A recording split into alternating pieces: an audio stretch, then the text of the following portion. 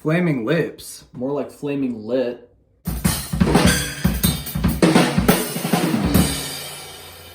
Okay, welcome to our video where we're going to be ranking the flaming lips. Franking the raming lits. So, this is Joe. He's here from Colorado visiting, and he was, he's going to do this. So we are going to show you guys now the graphic for the Flaming Lips ranking. And as you can see here on the graphic, there are the albums that we'll be ranking, all 16 of them, studio albums, and we're going to put them on this chart in order from worst to best Flaming Lips albums. Okay, excellent. Now, the first thing that I would like to discuss is how we got into the Flaming Lips.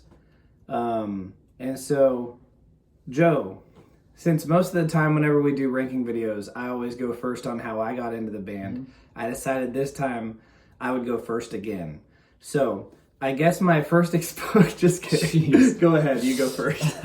No. Yeah. So like, I have like so many freaking notes here, but like, yeah.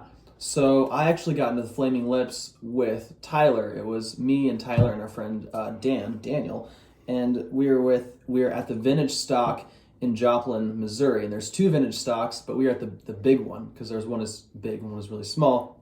And there's also like the corporate offices. Oh yeah, where you can't shop. Yeah, I've never been there. Like Three. Interesting. Fact checker. Yeah. So, but anyway, so we went to the car to listen to things we might want to listen to or might want to purchase. And Tyler was interested in this album called War with the Mystics, and he hits play on the first song, which is called the Yeah song. Yeah. So like yeah, and then he hits play, and then all three of us are just like whoa, like we're just blown away by this one song. And later on, I found that CD and I War with the Mystics, and I didn't know it at all, but I knew that song, and I basically bought the CD because of that one track, and because I really like that song, which is interesting. So what else? After there it is. There's the one, and you can see on here, track one is the So anyway, after that, I didn't really know where to go next because I know now because I've listened to all of them, but at the time, I basically just find things that were. Are you making a phone call? Hello. So anyway, I would look for things. I found things that were famous, like some of the really famous albums, and then I would just find things that I thought looked cool. And I think whoever's designing these album covers, like there's some really sick album covers that I really like, and whoever's making these deserves a raise, I think. So Flaming Lips. The other thing is, I talked about in the last video how I'm not, in our Blink-182 video, I'm not really into, like, not that I don't care about lyrics, but that's not something I really, like, gravitate towards or think about. But listening to Flaming Lips a lot honestly really got me into lyrics, which we'll talk more about that as we go along, but that's interesting. And then it's actually really interesting. Yeah. And so then the other thing is that I got to see them last year, which was really cool. Again, we'll talk more about that as we get into certain songs. But that's kind of my experience and getting into them. And really, also, I'm really blown away that I like them as much as I do because they're really weird and everything they do is kind of quirky, crazy, and bizarre and all this. Yeah, I really like him. So now Tyler will explain. So yeah. Okay, so I guess my first I'm reading off of a computer. I guess my first exposure to the Flaming Lips was in middle school when I was on notdoppler.com and I played a game called The Impossible Quiz because they basically had an instrumental of the Yeah Yeah Yeah song in the soundtrack of that game. Now, did I know it was the Flaming Lips? No, I was just playing the game and it was just on there. So I'm not even sure that counts, but it technically is exposure number one. So later, when I was in high school, I saw a poster thing that said Flaming Lips. And I thought to myself, maybe I should listen to whatever that is. It's a nice sounding band name. You know, Flaming Lit, really good. So I tried their first album, and here it is. Here it is. Here it is. So here it is. And I found it to be awesome. Okay, like quite good. I asked for it for Christmas that year from my mommy, and she did not get it for me. And that may have made me even care about it more. I mean, she got me gifts. Like, she didn't just give me nothing. You got but nothing for this Christmas. particular gift, she just, see now. Yeah. I just didn't get this one. And so I guess it kind of made me like, ooh, like I didn't get it. And so it's like forbidden love. Like if you've ever heard of Romeo and Juliet, it was like me. I've heard of that. It's like me and this, which a lot of people don't really like this that much. And so maybe it's still forbidden love, but I really like it. Who knows? We'll see what he thinks of it later, because I don't know. Yeah. Well, anyway, I got it for myself. And basically, it was the only Flaming Lips music that I knew anything about in high school. Because I checked out their second album after I checked this one out, and I did not like their second album at that time. And I just did not check anything else out because I didn't like their second album until I was in college. Now, in college, I checked out their most beloved popular stuff, as in like the Yoshimi and like the Soft Bulletin, the stuff that made them just enormous. The kind of legendary stuff. I checked that out, and I found it to be odd. I didn't love it at the time, and so I just kept listening to Here It Is. It's pretty much it. One day, I was at Applebee's with some friends, and me and all my friends, we were sitting at a table. I actually can't remember if you were at this or not. You'll have to let me know. I think I was, but keep going. We were all sitting at a table next to this homeless guy who was sitting by himself. And we said hi to him, just a decent guy. And he was really nice. And so we ended up talking with him a little bit. And he asked me if I had a phone with internet. And I said, yeah. And he asked me if I could play the song She Don't Use Jelly by Flaming Lips on my phone, like on YouTube. Because he just wanted to hear the song. But I like the story. Yeah, it's an interesting story. It was like, I guess you probably weren't there. It may have even been before you came to college. Like junior year or sophomore year maybe. So I said, sure, I'll play the song. And he asked me if I knew it, and I told him, I don't know this song, but I do like the Flaming Lips, which confused this homeless guy immensely. Because I don't, it just, like knowing what I know about the Flaming Lips now, it's very odd to not know their like biggest song they ever had, but to know the band, But, so he was confused. And he said, how can you like Flaming Lips and not know this song? It's awesome. And so we listened to it together, me and this guy, and my friends at our table kind of listened and kind of just talked to each other the whole time. And, because they're normal human beings. So we listened to the song. That was when I knew that this homeless man was sent to me as like an angel from God. Because this song was so fantastic to me. And I just couldn't believe that I've never explored this catalog of albums more by the Flaming Lips. That almost rhymed? I'm not sure. Explored more.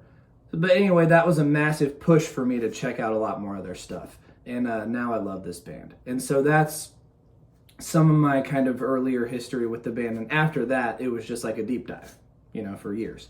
And anyway, like Joe said, like we kind of talked about Flaming Lips sometimes. And I guess like when I was getting that specific CD, you recall. I don't specifically recall that. We've gone shopping for CDs a large number of times together, and with Dan.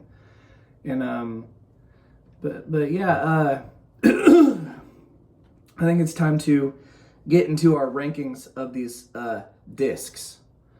Okay, so Joe, what is the first album on your ranking? My first album is Telepathic Surgery. Let's see. I have to add mine, and it is The Terror. Well, I guess I'll start talking about The Terror, and then we'll... Okay, so The Terror. This is an album that is for someone else, okay? Do I think it's trash? No, I don't think it's trash, but it's just not for me. This just isn't my personality just at all. Like, in terms of the kind of music, this just has, like, nothing to do with me. It is a pretty... to me, it's weird that this is even seen as a traditional album by fans of the band. Like, compared to the rest of their albums, this is sort of just like a weird project, but apparently it is considered like an album in the traditional sense. And I don't know, because to me, it's just like a wacky experiment. And, you know, it's a rather alienating one. And that's saying something considering their career of regular basis alienating their fan base. But this album's existence does make me curious about why they wanted to do an album like this, or maybe what other artists they like to listen to that perhaps inspired this direction for their music to go in. Yeah, I basically kind of feel totally indifferent towards this one because I don't hate it, but this is not a jam. And is there artistic merit in this album? Yeah, but it's definitely the one I like the least. Yeah, so that's what I'll say about The Terror. Okay. So telepathic surgery? Yeah. Well, I will say about that, I like what you said, and I'm not surprised that you put that one last. I think that was my prediction for which particular album you would put last, so like pat myself on the back for that one. Yeah, okay. So yeah. Well, this telepathic surgery is not the one I thought you would put last. Interesting. So I'll anti-pat myself on the back. Pat me on the back. Okay. Yeah. There you go. So there we go. Okay, so again, telepathic surgery is another one that I don't think is trash. I don't think it's like terrible or anything. The problem for me with I think there are some good songs on here, but with this album, what really gets with me, what gets in my head, is the the high end, the treble of the guitars is really, really loud, and it honestly kind of hurts. Like it's kind of painful to listen to. Which is, and the odd thing is that some of the songs I think are good, like Chrome Plated Suicide. I think that's a pretty good song. It's just it kind of, and the other part of it is that, so my job outside of being like a famous YouTuber is that I work in audio production in a church. I really love sound, big surprise. And when you're running sound, it's all about when things are in the way, what you want to pull out. And something about this just hits me in a weird way. Let me go to my. Sorry, I have so many freaking notes here. So there are some cool songs. The song "Miracle on 42nd Street" is really nice. Well, I play bass, which is like I play nothing, but like there's bass in that song, so that's kind of cool. I didn't know that. I didn't. Whoa, you guys. Didn't hear it. Yeah, here. So like Redneck School Technology, I think is pretty good. There's even moments on all these songs have crazy titles, of course, because the Flaming Lips. Shave Gorilla, Morning Dew, Begs and Aiken. There's some cool, some involved stuff in there, but there's some other stuff that's just. So that song Hell's Angels Cracker Factory. There's on streaming. There's a 3-minute version of this, but if you go. I went online, there's like on the original album, there's a 20-minute version of this song, and I went and listened to the whole thing, which is, it's just chaos. But it is interesting that it's their third album, they're already doing stuff like this. I think that's kind of cool, but I didn't really like this song. There's other stuff on here, like the song UFO Story, where he's just talking about aliens, and then there's a piano at the end. That's kind of weird. So like, There's stuff on here that I like and don't like, but I mean, I don't know, maybe it's just that thing with and also because like I play bass and I'm used to hearing nothing, so like when you hear like something like really high like that, it's like, so no. So again, like I think there's some good stuff on this album, but yeah, I think kind of like we said, it's just not for me, I guess. Mm-hmm. It's random too. The album it's sort of random, and I get it. Mm-hmm. So and it can tend to be shrill. It can. Well, okay, let's go to our next one. So on my list, my next one I'll put on is Oxymelody. That is also my next one. So you guys. So. Okay, Oxymelody, or Melody. So Joe, go ahead and talk about your thoughts on this. Okay, well first, I don't know. I own this one, but like I don't know if I'm allowed to show it because like, okay, so there's a sticker here that says parental advisory explicit content, which like, I don't want us to get like demonetized or anything, I think but we like, just got demonetized. Sorry guys. So you guys. Now, what I actually do like about the CD is that this is an actual sticker instead of just like a print-on, but still, like, I'm just gonna... So, okay, Oxymolati. I know people put this low, as we both are. I own it. I think the first half of this album is pretty good, honestly. It's this whole, like, dystopian world, lots of bass, lots of sub bass, and actually, as much as I make jokes about me playing bass, but I really like that. I think it's pretty cool. I like it's a vibe, like it's a vibe. The second half of this album is this whole kind of fantasy world, kind of like, I don't know what you call it, in the woods, medieval. This is just the mood it puts me in, like, is why I'm describing it this way.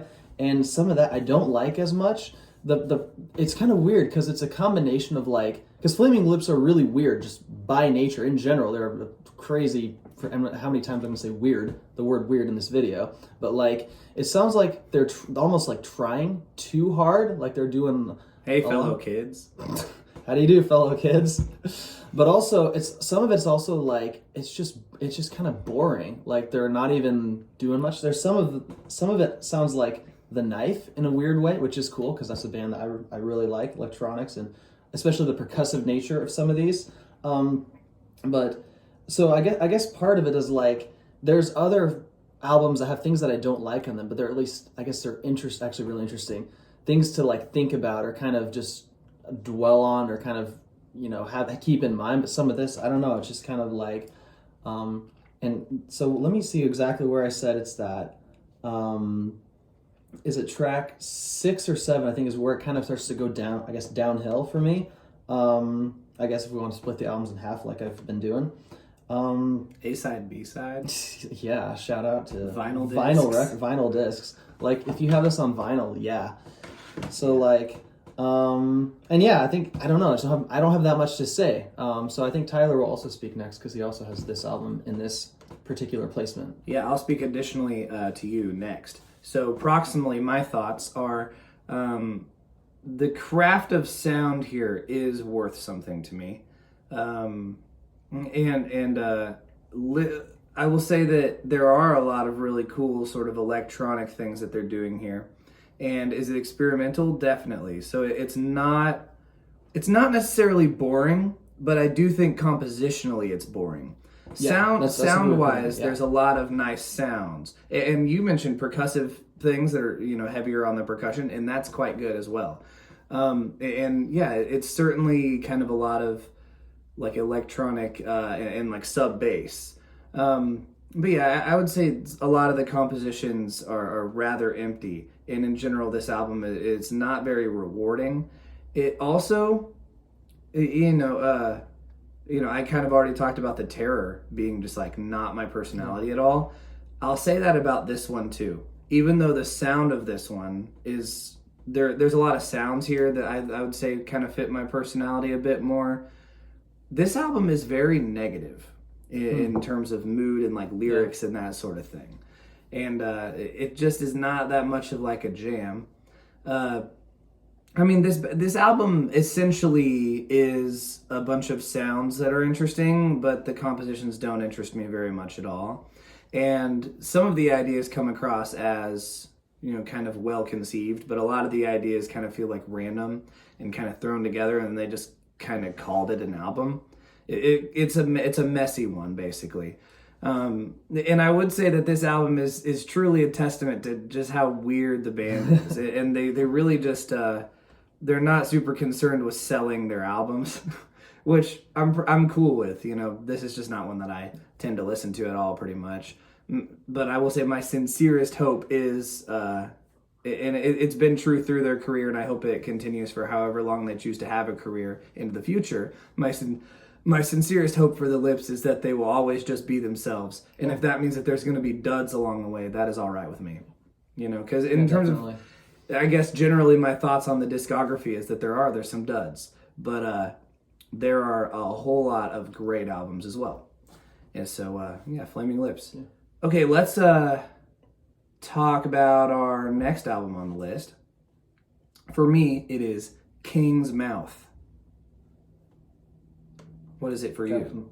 For me, it is Oh My Gowd. Gowd. Okay.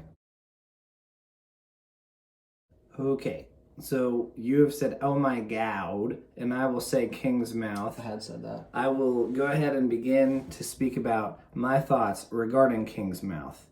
Okay, so it is a very sort of psychedelic soundtrack to this art piece, right? And it is pleasant and soft a lot of the time. It's groovy. It's a pretty interesting narrative about a giant space baby. As a soundtrack, I would say it. I don't think people, whenever they're experiencing this art piece of like this tree and like you go in there and stuff, I don't really think people generally are staying there for the full length of the album whenever they're checking out the art piece. And so I would say the soundtrack is impactful enough as a person. Well, I've never seen the art piece, but if I was a person who was seeing the art piece and going to see it and interact with it in the way that you're supposed to, I think I would not stay for the full length of the soundtrack. I would be there and the soundtrack is like, okay, this works with what it is. But yeah, so as a soundtrack, it's fine. And if somebody wanted to really just lay there and listen to the whole thing and I guess go inside the little tree thing and look up the whole time, I think that you would fall asleep. I would say as an album, the whole experience from beginning to end, it's not terribly impactful. Though a lot of the songs are sweet sounding and a lot of them are also rather bizarre. And, the narrative content is something that can hold your attention. And there's some lyrical ideas that really do work, like on the song, How Many Times, and also How Can a Head. I think there are some lyrical ideas here that are quite good. But mostly I would say it's just kind of soundtracky. It's strange psychedelic sounds. A lot of them don't feel very much like songs, and it's a narrative. And so it's just, to me, this doesn't really feel like an album. But, and so for that reason, I don't generally listen to it as an album hardly at all. I do come to some songs sometimes. And it's not a CD that I currently own. Would I be against ever owning it? No, I would not be against owning it. And I think Oxymelody and The Terror, at this point, I don't think I could see myself owning those on a physical medium. But with King's Mouth, I think I would buy it if I come across it out in the wild. It's not one that I'm just dying to own, but I think that I would. And I think that if I did own it that way, then I would try to listen to it in full at times. But yeah, I think those are kind of my thoughts. It's not so much like an album to me. And, obviously it's a soundtrack, and so maybe that's really obvious. But those are my thoughts. Mm-hmm. So for you, you've selected Oh My Gowd. I had selected that one. So I'm kind of what I said earlier, being surprised that I like this band. I like this album, but this is like stoner music. It's good. It's just I'm just not really something that like I would, I guess, kind of gel with in general. They're just pulling the track list. So there's some stuff here that I think is pretty good. The song 1 million billionth of a millisecond on a Sunday morning. That is a title. That is like this whole Pink Floyd kind of space out, and it takes a while to get there, but when it does, I think it rocks. I think there's some good stuff, and you've got some and you've got Prescription Love and Can't Stop a Spring, I think are good. You got some really nice acoustic stuff, like on Can't Exist or Thanks to You, and then there's a whole bunch of other stuff that's just like, what? It's just kind of, it's weird, but it just kind of comes out of nowhere, and it's totally like, you're high in your room and you're just kind of like laying out. Like that's the kind of, mood piece for this one. And so there's some cool stuff on here and other stuff that's just so, like, what's the one where it's just Ode to CC, where it's just a 30 seconds played backwards, just random stuff like that. And I do appreciate the random stuff with the Flaming Lips, but some of this, I don't know, I just don't find it to be that interesting. The other thing I think is interesting, actually really interesting, about this one, I do not own this one, but whenever I find it, I found it used for like $20. It's like a lot of money. Oh. And for me, I would consider owning this because there's some stuff on here I think is really cool. It's just I wouldn't want to spend that much on a used CD, but I find that interesting. Anything next? It's actually really interesting. It's actually really interesting, you guys.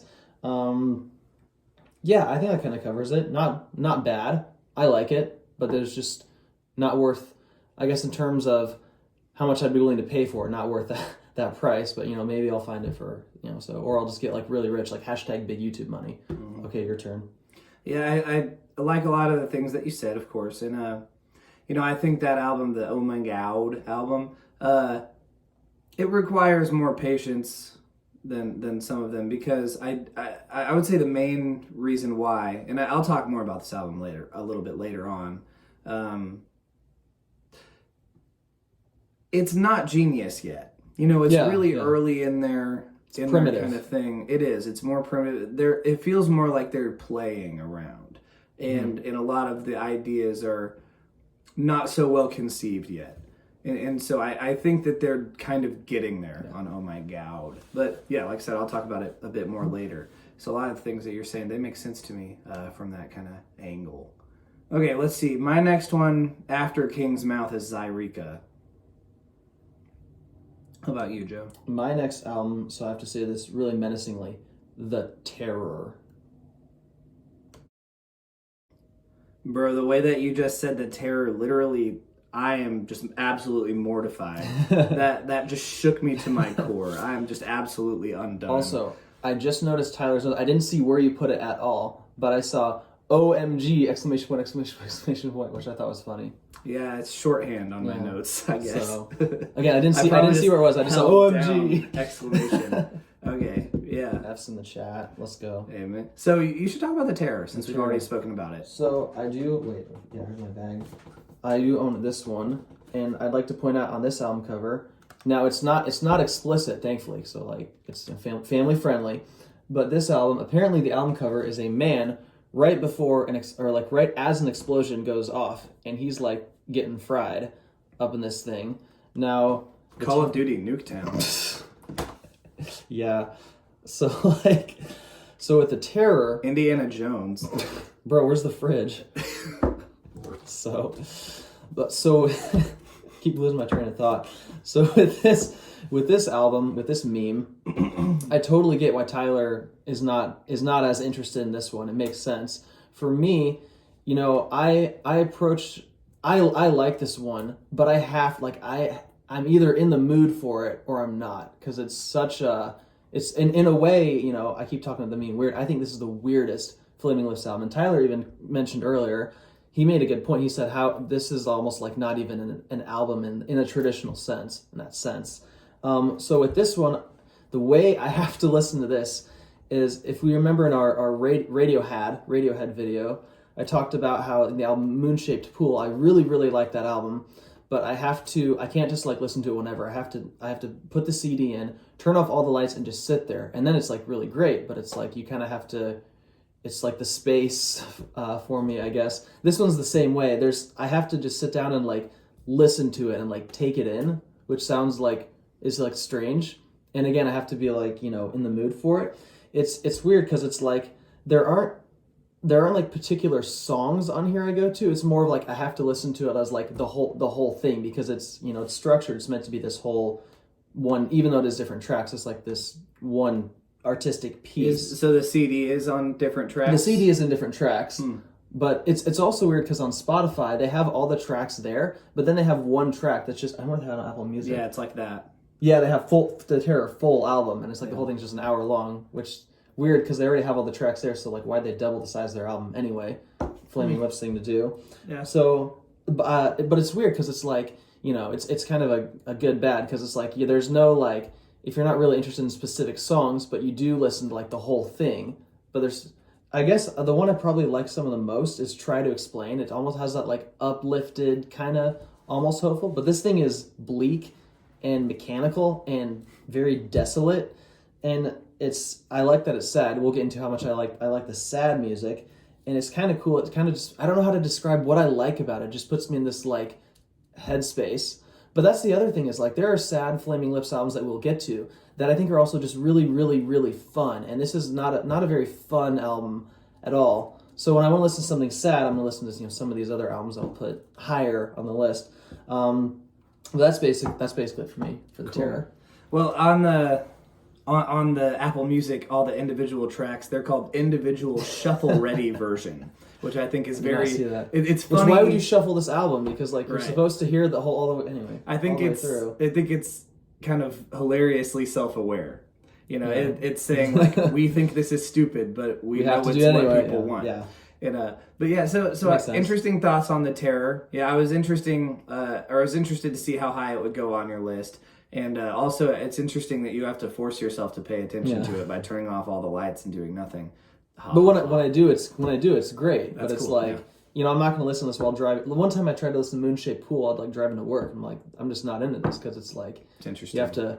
I'm not going to drive to work with this album. I'm going to sit in my room. Something like that. Well, it's an interesting comparison to make. I kind of get it mood wise. Yeah. Well, interesting stuff we have here.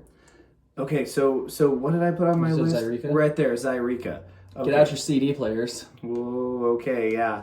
Zyrika, this is I've never done the thing where you listen to. I have not either. Yeah, I've never. Well, we're not true Flaming Lips fans. Yeah, that's right. I've listened to the like YouTube rip way, and I'll be honest, I find most of the material on the album to be boring. I don't find it to be much of an album. I find it to be rather kind of disjointed. It's not really like one statement of an album. It's just kind of like, look at this neato thing we did. And so basically Flaming Lips, they do all kinds of different experiments, and not all of the experiments excite me greatly, and this is one of those that just doesn't excite me greatly. I do quite enjoy some of the tracks. There's one called The Train Runs Over the Camel But Is Derailed by the Gnat. Nice song. I do come back to it. The concept of having 4 different stereos to listen to CDs is even though it doesn't excite me greatly, it's like I said about Flaming Lip, like they should just be themselves. I think it's a lot of fun. It's just some more stuff to talk about with Flaming Lips. But that just because I think it's a lot of fun, it doesn't mean I think it's genius or something. Just fun. And I've never tried it, so maybe it is genius, but I'm not thinking it is.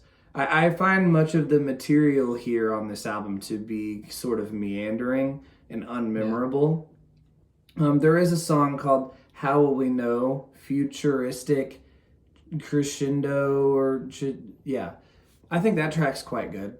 And so there's hits here for me. There's high points that I don't find on the albums that I've talked about previously on the list. The highs here are higher for me, and so that's why the album is higher for me on the list. So those are some of my thoughts. We could go ahead and just do the next one. Next on my list is the OMG with several exclamation points. OMG. And my next album is Zyrika.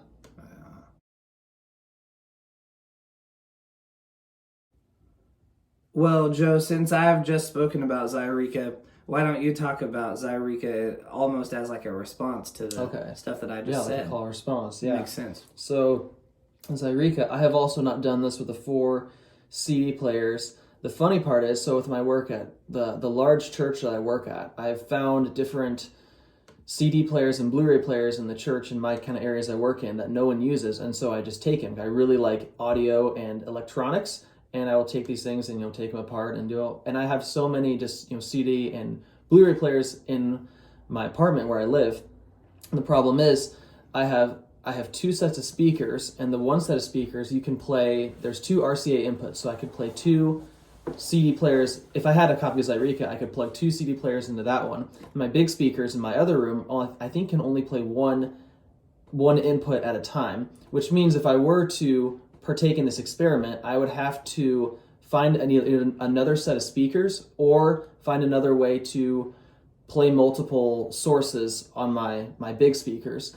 And also, like I said, I've got my speakers in different rooms, so I'd have to put them all together. So like I would be open to trying the 4 CD experiment because I have all these freaking CD players, but it's like it would just be a lot of work to like kind of finagle this whole thing together, and I haven't done it yet. I want a copy of Zyreka. And is the album good enough to? And is it good enough to justify all that work? That's the question. Mm-hmm. Okay, so I got all these notes about electronics here. Okay, so the album itself, kind of like what Tyler said, I think there's some really cool stuff on this. And if you look at it chronologically, the next album they make is Soft Bulletin. I think it kind of almost foreshadows that with the orchestral things that they're doing on this album, on Zyreka. So I like that aspect of it. But then there's other stuff on this, kind of because it's the experiment, it's the soundscape. There's stuff on this where it to me, it just sounds like a total mess. And it's, it makes sense that like they're more focused on this whole, 4 CDs playing at the same time and what you do with that. It's this whole experiment. But to me, I don't think the music is all that interesting, even if there's some parts that I like. Like the song Riding to Work in the Year 2025, You're Invisible Now, which is the wrong form of your. Anyway, I think there's some really cool stuff on like the bass groove, the do do do do do do do do. Like there's some really nice stuff on that. There's some other like 35,000 Feet of Despair and Machine in India are cool, but you get this like just overwhelming, just overpowering airplane engine, just like, and it just kind of like I was listening to this in the car on the way here to Tyler's house, and I was like, this is great, but like what am I? It's also not like it's just kind of whatever for me. Tyler mentioned the song How Will We Know? Although on which one is it? Machine in India, there's just flute sounds beep, beep, like every once in a while. That's really nice. I really, really like that, and it almost makes the song worth listening to. But it's just this. See what I mean? Like on Oxy, there's like not much going on, but like on here, it's just like there's so much that I like and dislike, even in the same songs. That's like a really long song too. The India one. Yeah. So Tyler mentioned How Will We Know? Future Crescendos. I really like this song. However, on one of the discs, there's a high pitched frequency, and I identified it. It's a 12K frequency, just the entire song, and I think it ruins the song for me. I think it's so annoying. I was listening again when I was in my car. I was listening to that one. I turned it down. I'm like, I think I'm gonna like hurt my speakers or something, my car stereo. Anyway, yeah. So some of it's really nice, and some of it is not as nice. But and also I think this album didn't sell well, which makes sense because it's a hurdle. It's an obstacle trying to. I guess if you're in 1997 trying to play this, but like Tyler said, if the Flaming Lips are being themselves and like. Sure, if they're like, I think when you were talking earlier, you said if there's gonna be some duds, but like if they're just doing whatever they want to do and they don't care about what they're gonna sell, like that's great, and I like that mentality of it. Mm-hmm. So I think those are my thoughts on Zyreka. Well, cool. So, yep. Well, OMG. Yeah, let's talk about it. So there are some songs here that I quite like. Can't Stop the Spring is one that Joe mentioned that I think is quite good. The Ceiling is Bendin' is one that I like, and I think as I keep listening to it, I think that it can grow on me a bit, because there's kind of some moments of kind of nothing going on, but just kind of like sound that I think I could get into. Love Your Brain, I think, is sort of like a foreshadowing to sort of the classic Flaming Lips sound, which I think is kind of interesting. It's sort of in its infancy here. This sort of idea that I think they'll take and run with in a significant way later in their career. The album in general is sort of a raucous mess. And so I think because of that, there is a lot of the album that doesn't tend to stick with me. Sort of not so memorable. In general, like a lot of the sort of songs I can't really remember very well or recall. Just a lot of odd experiments. And I think that the highs are good. I think a lot of the sounds are good. but the sort of, well, like, I don't know, there's decent riffs here and there, you know, that it's just pretty cool. There, a lot of it's just kind of pretty cool, and not sort of amazing. And then finally, it's cool when they smash the piano at the end. That's just nice. So those are sort of some of my thoughts about it. It's one that I do think could grow on me in the future, and it's one that I don't currently own, but I think I would like to. Yeah. It's one that I'll definitely be giving more listens to on in the future. But yeah, they're in their infancy here, and I, especially in terms of some of the experiments that they're doing, and I think a lot of the experiments that they're doing here, they do better elsewhere, in terms of things that are memorable and stick with me, and just good compositions, a little more thoughtfulness, and maybe a lot of this album feels a bit thrown together too, and also. It's like they did it in one take, and they just kind of, whatever happened. It's not like very carefully constructed some of the time. Yeah. And so those are kind of some of my thoughts. But, okay, next on our lists. Next one for me is American Head. And for you? American Idiot. Oh. No, that wasn't a reference to you. That was just a reference. No, I know. What's the next one for you? In a Priest-Driven Ambulance. Okay, so I'm going to admit that I am a little bit upset that In a Priest-Driven Ambulance is this low on your list. I am also surprised, and I am also disappointed. But, okay, go ahead and talk about that one. Okay, well, so this is another one that I own, and this album cover here, so I bought War of the Mystics, and I got to some of the other like more famous, more classic stuff, and then I didn't know where to go next, kind of like I said earlier. And this one, I found this, I didn't know it at all, but this album cover looked really cool, and this whole thing on the back with like all this, it just looked real nice. And I don't normally buy things because they look cool. Like I buy it because of the music, but this one was like, yeah, I'm gonna Flaming Lips, and this looks great. Okay, I am also disappointed that I've had to put this one this low. As usual in our rankings, there are great albums that have to go low. In this album, some of the highs on here I think are absolutely insane, but there's some other ones on here that I don't like as much, and just as a whole, like you'll see how specific how close some of these albums are, even this low in the list.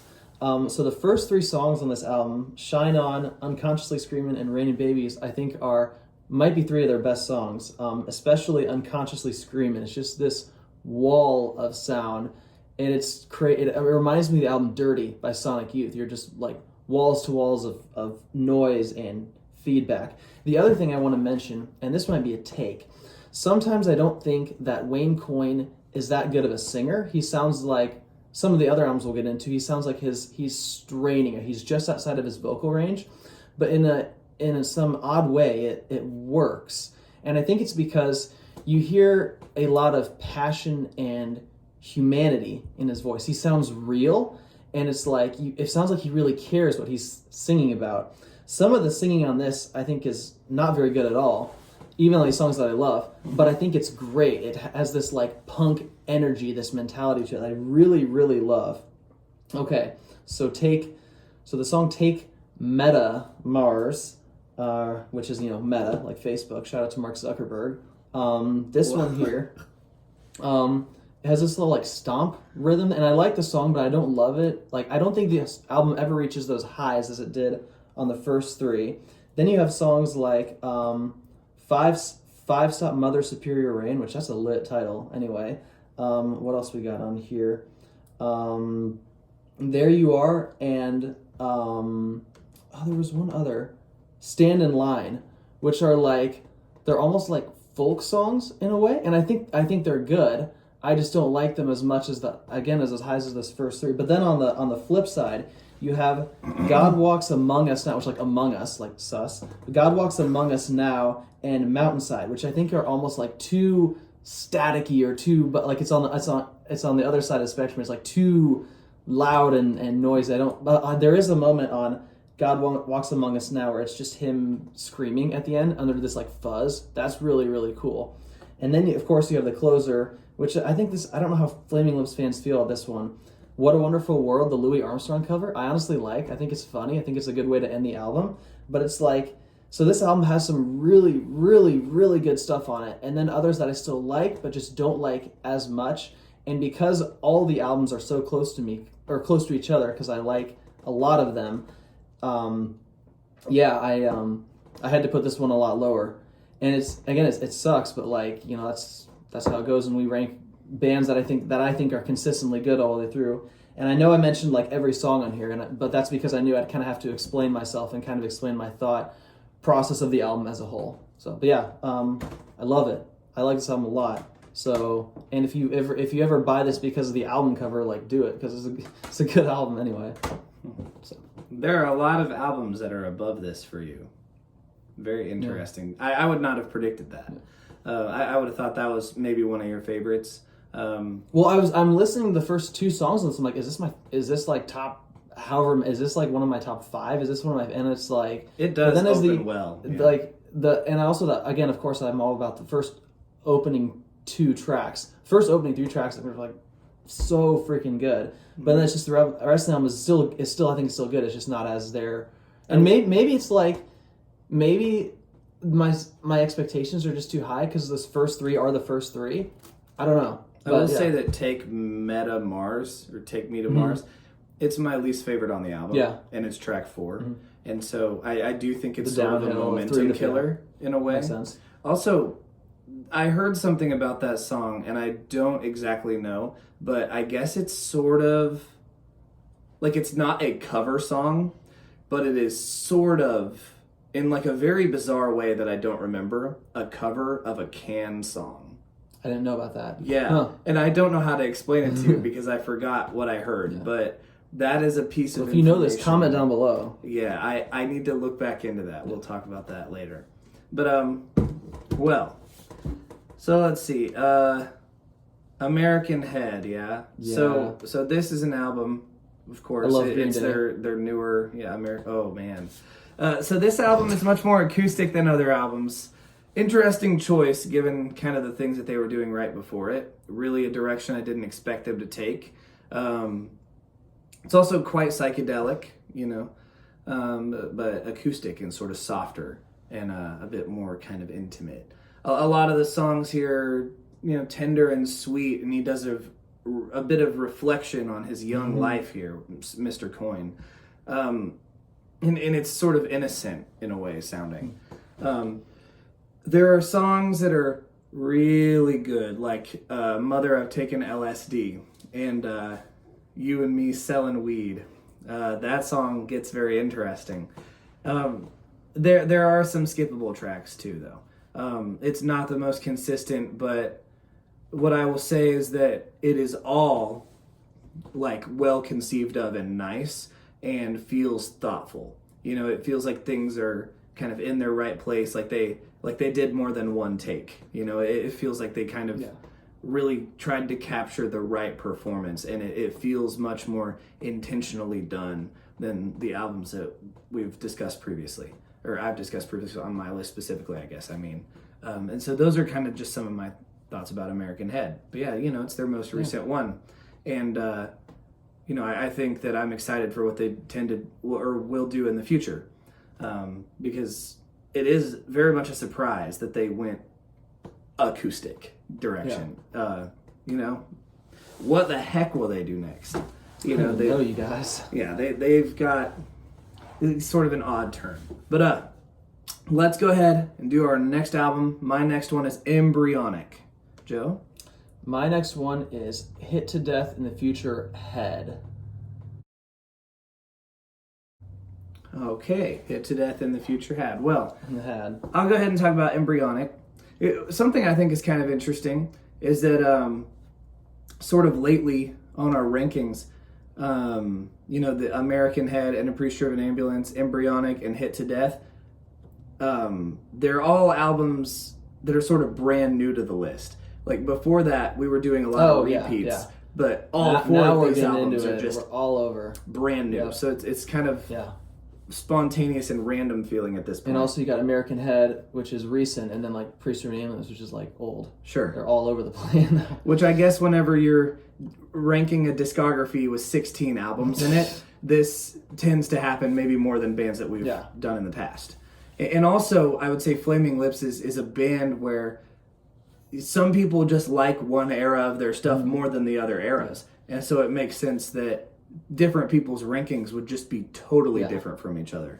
But, you know, towards the bottom end of our list is a lot of the sort of experimentally and odd stuff that I would say is kind of generally ranked lower. But maybe we're in the territory now where our lists are just going to be flying in every different direction.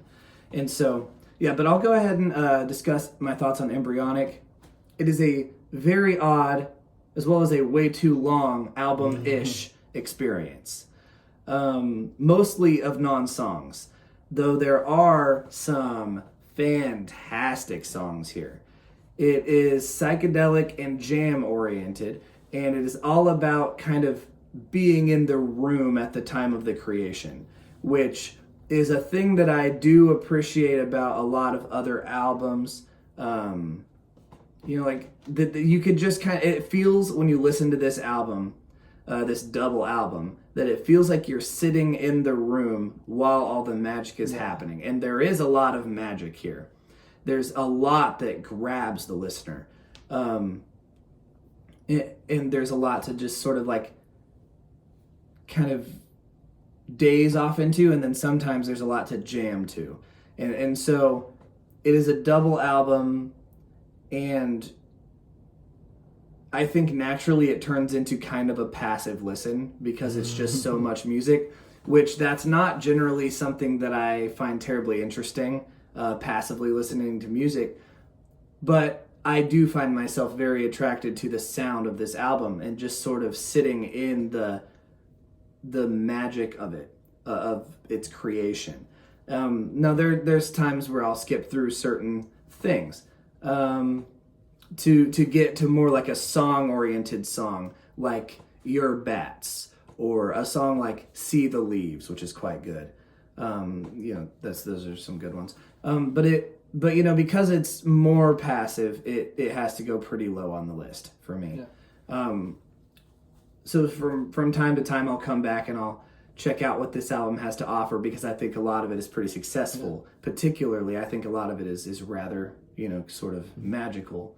I just wish it had more stuff that was kind of song oriented, especially for being this long-winded.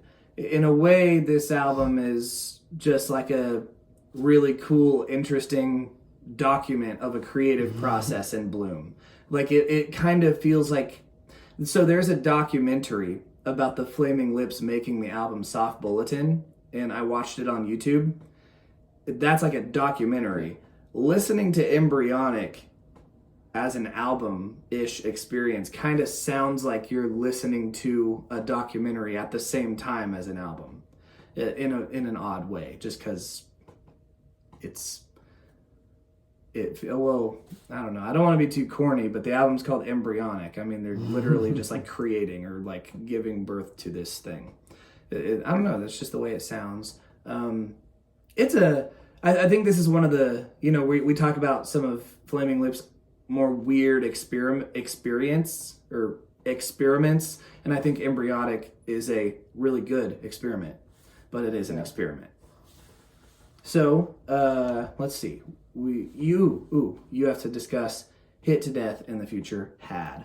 I will reference this album that I had heard. I will say I like everything you said, but I'm surprised you didn't put this one higher. I thought Tyler would put this album a lot higher than that one. But everything you said is good. You know, talking about being the experiment, and we'll get there for me. But yeah, Hit to Death in the Future Had. So this one, this is like an acid trip. Also I have this one here. I have this album, and there's a toilet on it, so that's kind of lit. Anyway, this is like hippie, Eastern, transcendental meditation. There's some really nice stuff on here. Some of it sounds like the Beatles in an odd way, but like later Beatles, like Sgt. Pepper's, you know, Yellow Submarine, where they're dropping acid, making movies with all sorts of stuff. Like the song "Hit Me Like You Did the First Time" is great. Has got this acoustic, and then the bass on this is just all over, and I got the strings. And then also on this song, you've got, I think it's an electric guitar. I can't tell what it is, but this really high, and it's got this like really high pitched thing going on. It's so irritating and yet so great. It's I love it. It's like scratching an itch. You hear that, you're just like, ugh. Like it's. I love it. I think it's so good. And the song, the sun and the sun of lover, and like the horns. Again, I can't. That was not very good singing. Dun, dun, dun, dun, dun, dun, dun. Yeah, that like descending horns thing. Let's hear your best performance. Okay.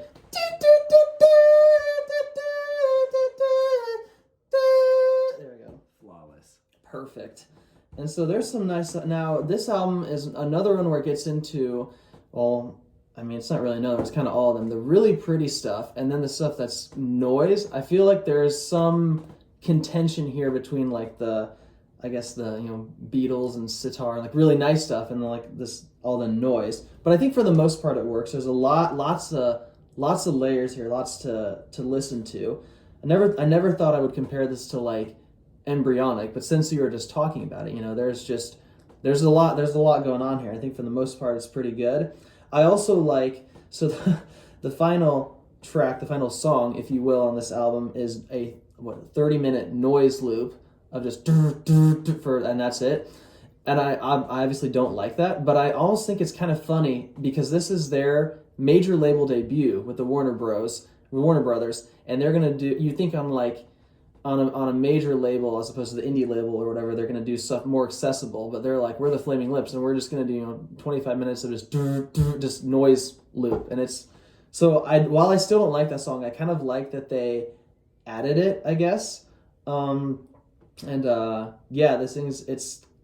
album's like kind of a mess, and well, not like a mess. It's stuff that's like wrestles with each other, but there's still just like so much good stuff going on that I really like. Yeah, so yeah, really like this one. And it has a, yeah. Yep. Well, I think bringing up that it was their first major label debut, that's a really good point. It makes a lot of the album it kind of frames it in an interesting way when you're listening to it. Yeah, cool. Let's see. It's time to add our next one on our list, huh? So for me, it's Hit to Death in the Future Head. So I guess that means I'll be responding to what you just said. And then what's your next one? My next one is American Had. I promise I'm not just playing my phone. I'm scrolling through like 80 pages of notes. Yeah, exactly. Well, let's see. Hit to Death in the Future Had. Great sounds, odd execution. It's just regularly odd. It sounds like a lot on this album was left to chance. This album, I will say, rocks a significantly less amount than other albums.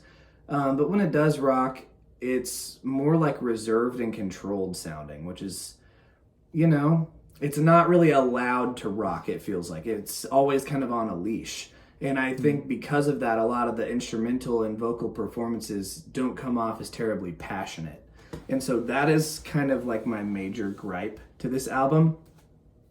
I have some more minor gripes, which is that a lot of it's kind of like Joe said, hippy-dippy, you said like transcendental meditation or something. Yeah, I agree. I would say that the best of that stuff is the song You Have to Be Joking, Autopsy of the Devil's Brain. That's kind of my favorite of the hippy-dippy sounding stuff.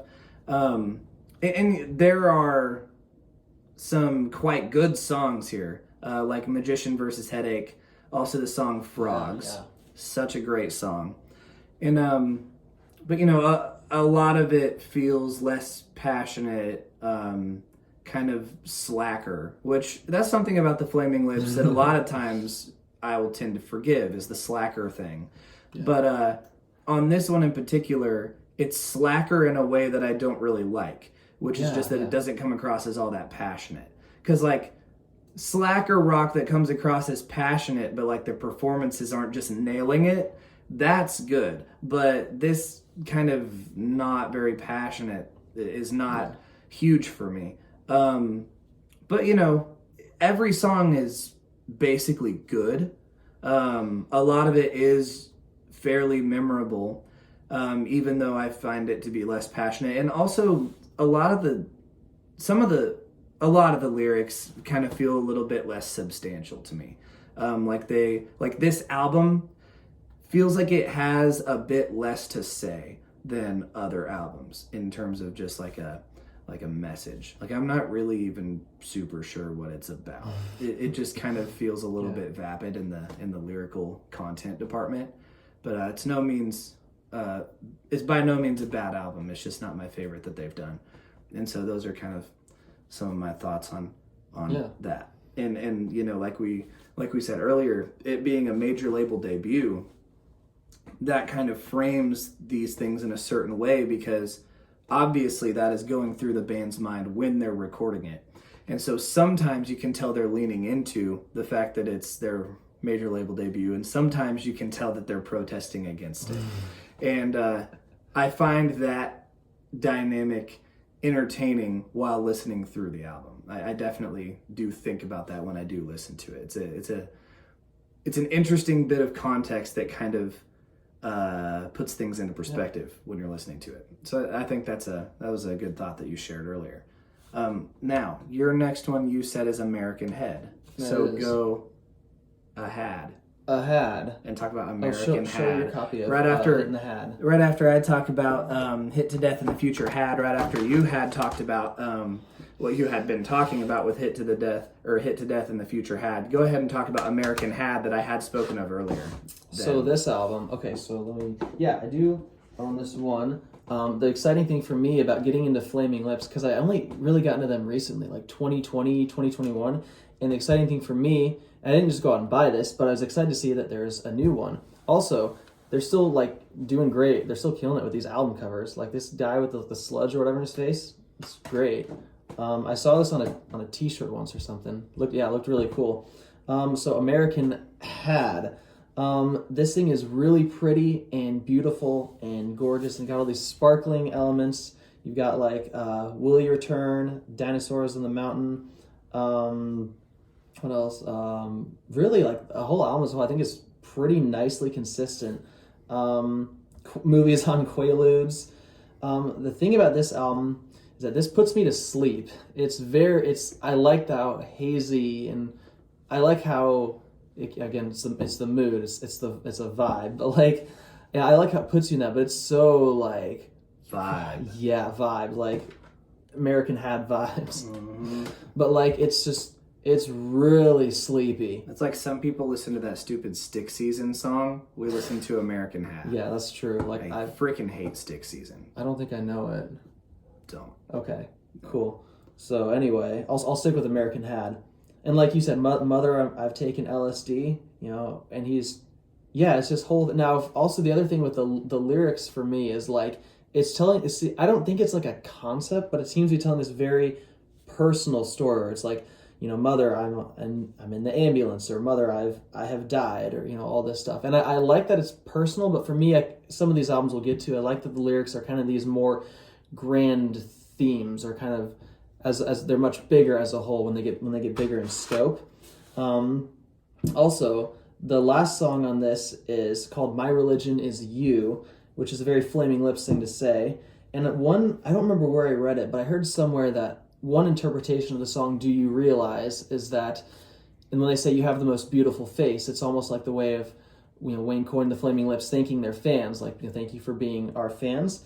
And I kind of, again, this is all just in my head, but when I hear My Religion Is You, it almost sounds like he's talking to the audience, or to the listener, saying, you know, I've been through all these things, but at the end of the day, my religion is you, which is a very, it's a religious thing to say, I guess, but it's kind of interesting. Really dreamy and floaty album, and I really like it. It's just not one I'd listen to often, but when I do, it's one I want to hear all the way through and kind of just, you know, go through, which I like. Well, cool. I think the My Religion Is You song, I agree with your interpretation, and I think it's slightly broader. I think it's you know, it's like thank you for being our audience sort of thing, but also it's just like people. Like he cares about people and wants people to be doing well and loving their life. And one more thing, kind of like you said, it leads you like, what are they going to do next? Oh yeah. Which I don't know when that is, but I'm excited for it. Yeah. All right. Well, let's do our next one. Next for me is maybe controversial. I don't even know. I don't even know, you guys. Yoshimi battles the Pink Robots. And what's next for you? King's Mouth. Bro, if you think that's a controversial opinion, just drop a like. Well, I don't know which one's more controversial in terms of general consensus, whether it would be putting Yoshimi mid through the way of the list or putting King's Mouth this high. I don't know. Yeah. That's very surprising to me. Since we have already discussed King's Mouth, go ahead and discuss King's Mouth. Okay, so King's Mouth, like what Tyler talked about, there's the tree and the art piece, and which I like that connection you made with being the soundtrack for it. It's also interesting. Oh, I don't know how much I want to say about. It's actually really interesting. I don't know how much I want to say about Yoshimi yet, but I like that we put Yoshimi and King's Mouth at the same spot because I kind of think of them similar in sound in some ways because you've got these really pretty acoustic guitars and you've got these like electronic beats. They're almost like trap beats, just doing all this stuff. And then the vocals, I think, on this album actually sound like they're genuinely sound good with the way he sings. It's not like, oh, it's bad, but it ends up being good. Like it's actually good, pretty good vocals. So like you said, it's pleasant. There's a lot of bass on here. It's telling the story of the king. I really like the sound of this as a whole. And again, the comparisons to Yoshimi, which I will get to later, but Tyler will get to next. My favorite song in this is called How Many Times. So the transition into that track where it's like the almost robotic sounding like counting, and then it's just his voice, and you've got the fireworks, all that stuff on it, and it sounds amazing. It's one of my favorite songs. It's easily my favorite on the album. It's probably one of my favorites. Favorite Flaming Lips songs. You don't think it's like too simple? Say that again. I think it's like repetitive or simple. Yeah, I get that, but it's the atmosphere. It's like, I guess kind of like American Head. There's just like it just feels good. I agree. It's a good sounding song. Go ahead though. But just curious. Okay, how many times? Again, there's not really like, because it's telling the story. There's not like outside of that one, because that's like, I hear that and I'm like, you guys. But like as a whole, I want to go through the whole thing because it's the story. But like that's, I'd say that's a good thing because it's like the story. Now here's where some of the problems I have with this one are, because this is about the king and the King's Mouth and like the giant baby like you were talking about and the universe and all this stuff, there's a very regal, like, whoa, very dramatic, noble sound to this that I'm not as into. It almost sounds like I don't know, it seems like too overly like dramatic in a way, I guess. The other thing is that this album features Mick Jones from The Clash, which I think is cool. However, on this album, he does the spoken word. He's talking. He's telling the story, like the narration, and I think it just sounds kind of silly or just kind of boring. Like it doesn't really fit. And it's like you have Mick Jones on your album. Like I want him to sing or play guitar or do something like really cool. But like when the Flaming Lips are allowed to shine on this thing, it's beautiful. Like it's amazing, and all the stuff they do on this. It just again comes down to the little things that put other albums higher and other albums lower. So yeah, I think that's it. Yeah, the low end, the singing, the beats, Mick Jones just kind of showing up. Okay, yeah, let's hear you talk. Let's hear you talk to Yoshimi. One thought that I didn't kind of already give is that even though I thought it's sort of soundtracky generally, not much of an album, it could only be made by the Flaming Lips. Exactly, yeah. It sounds actually, I said the last song, the Mouth of the King, How Can I Had is like, How Can I Had? This is the Flaming Lips. Like this there's no one else that could do some freaking crap like this. Yeah, I certainly agree.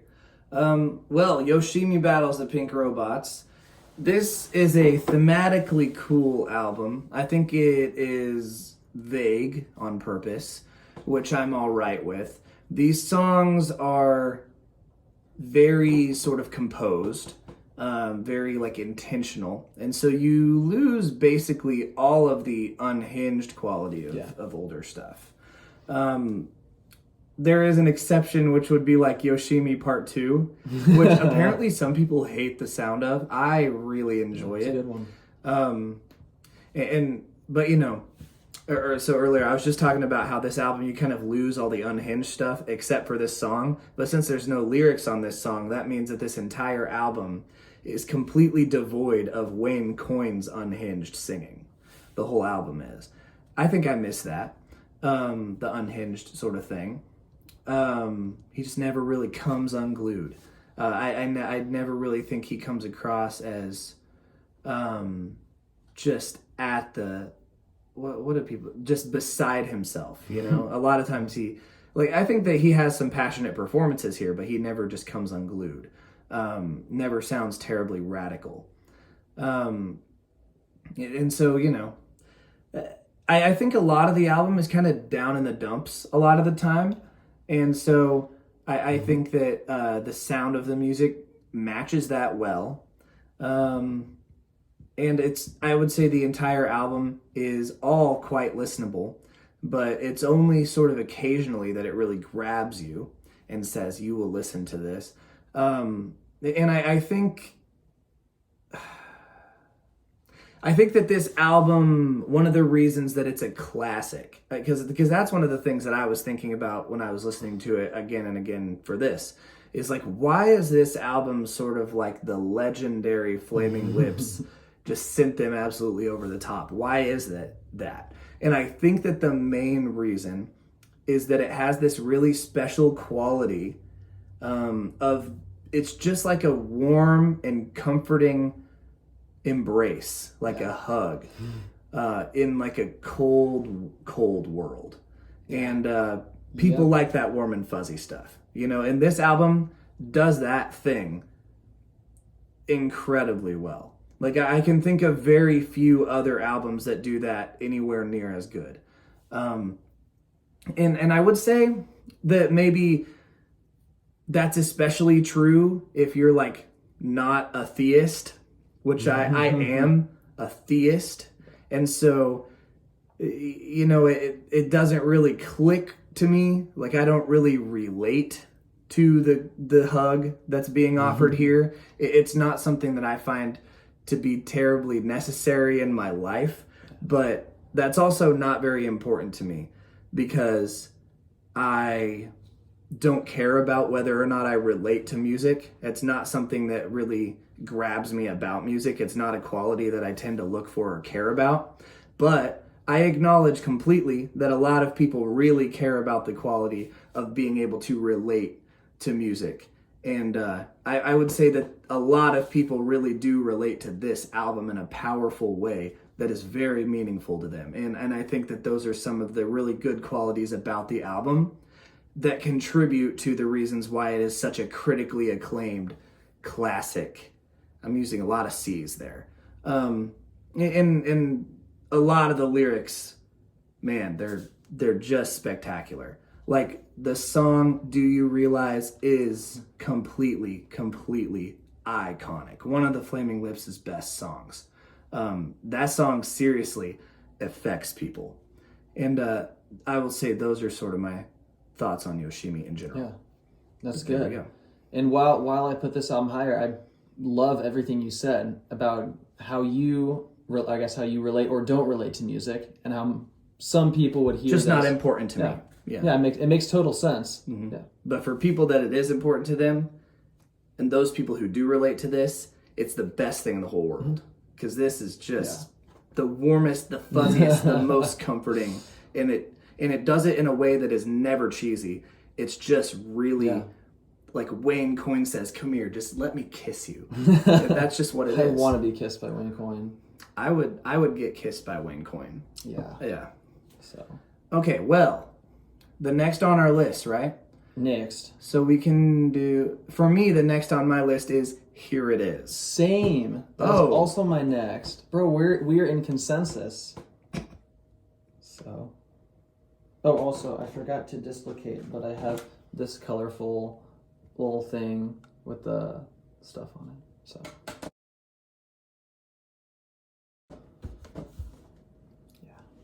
But the one I don't have is Here It Is, which Tyler dislocated earlier. And I guess I'll just start talking about it. I have never found. I also one. didn't show. Oh yeah. Show your little next. Yeah. Well, what? You have Yoshimi, or you don't have it? I don't have Yoshimi. Did I ever? I don't remember if I showed this. You showed that one. I did show it. Okay. Because you got hit in the head. All right. Yeah. That's enough of me interrupting you. Well, I have Hit in the Head, but I do not have Here, like you hear with your ear. Here It Is, and I have never found this album, and I guess I could go order it, but like, yeah, that's kind of part of the hunt, is like with this album in particular, because I've never found it in a store. Like, I know if I do find it someday, it's going to be like the best thing in the world. So I'm holding out for that, but the trick is like I have to find it. And so I'm very glad that Tyler has it, but I'm also very jealous. So it's the second time I've bought it. The first time I got it, I lost that one. I don't know where the heck it is. I didn't know that. There have been a few CDs over the years that I've lost. I probably left it in one of my friend's cars, and then that friend lives somewhere else now. Dang. Yeah. In high school. You got a copy of it. Mm-hmm. Because, yeah, the copy that I own of Here It Is now, I bought when I was in college at Vintage Stock in Joplin. Yeah. Which is where we're going tomorrow. Yeah, that's right. With Dan. With Dan, yeah. Who will be here Dan. later today. Yeah, in this video. Not necessarily. But not at all. Yeah. Okay, well, I kind of talked about Here It Is earlier. I guess I'll just keep talking about it. Yeah. I'll kind of wrap up my thoughts on the thing. So yeah, let me get back over to my file. Okay, here we go. This album is youthful. It is full of life. It is amateurish, but it's not amateurish in sort of a way. You know how like all little kids, they just think they're right about everything, and then eventually you're like, you get old enough to where you realize that you're wrong all the time. This album, it's young and youthful, but they kind of skip that whole complex, that whole like I'm right about it. They kind of skip over that, and they sound, you know, like artistic and amateurish and youthful and full of life without sounding like brain dead losers. You know, and they just have a lot of fun. They're just doing, you know, what a lot of good bands do, which is just, are we having fun? Because if we're not, we won't do it. They're just doing what's fun here. And I think that means that this album comes across as just genuine, passionate, frequently very powerful, meaningful, just exciting. I mean, these qualities of just someone doing something that's just at the core of their being, just like their favorite thing to do. Yeah. I think that this album comes across in that specific way. And it doesn't really matter how amateurish it is because it's just so joyful. And yeah, it just sort of brings that out of me, which I think is something that I really like. This album does that stuff. It's just mega colorful, and it's so high energy and it's mega colorful, but it's also death. Yeah. Which, you know, that's cool. I love that stuff. I think about death, you know. Death's a great thing to think about, to come to grips with. But it has moments of heaviness, but it's like punk style heaviness. It's not just like, it's just like, it's not like Imperial Triumphant style heaviness. It's like punk style heaviness. And then there's just like this somber, beautiful stuff that's just like strikingly intimate. And I would say that this album is one of the kind of like least psychedelic albums. Yeah. But it is also mega colorful in just other ways besides psychedelia. There are moments of psychedelia, but in general, it's one of the least psychedelic Flaming Lips projects that they have done. I mean, the lyrics are pretty personal and also pretty funny, because you can tell that it's just kind of like the phrase "taking the piss." This album does it just so frequently. And this album does have something to say, but it's never taking itself terribly seriously. which is just really, it just adds to the fun. It's like, oh snap, just like moment after moment of like, did he really just make this statement type stuff.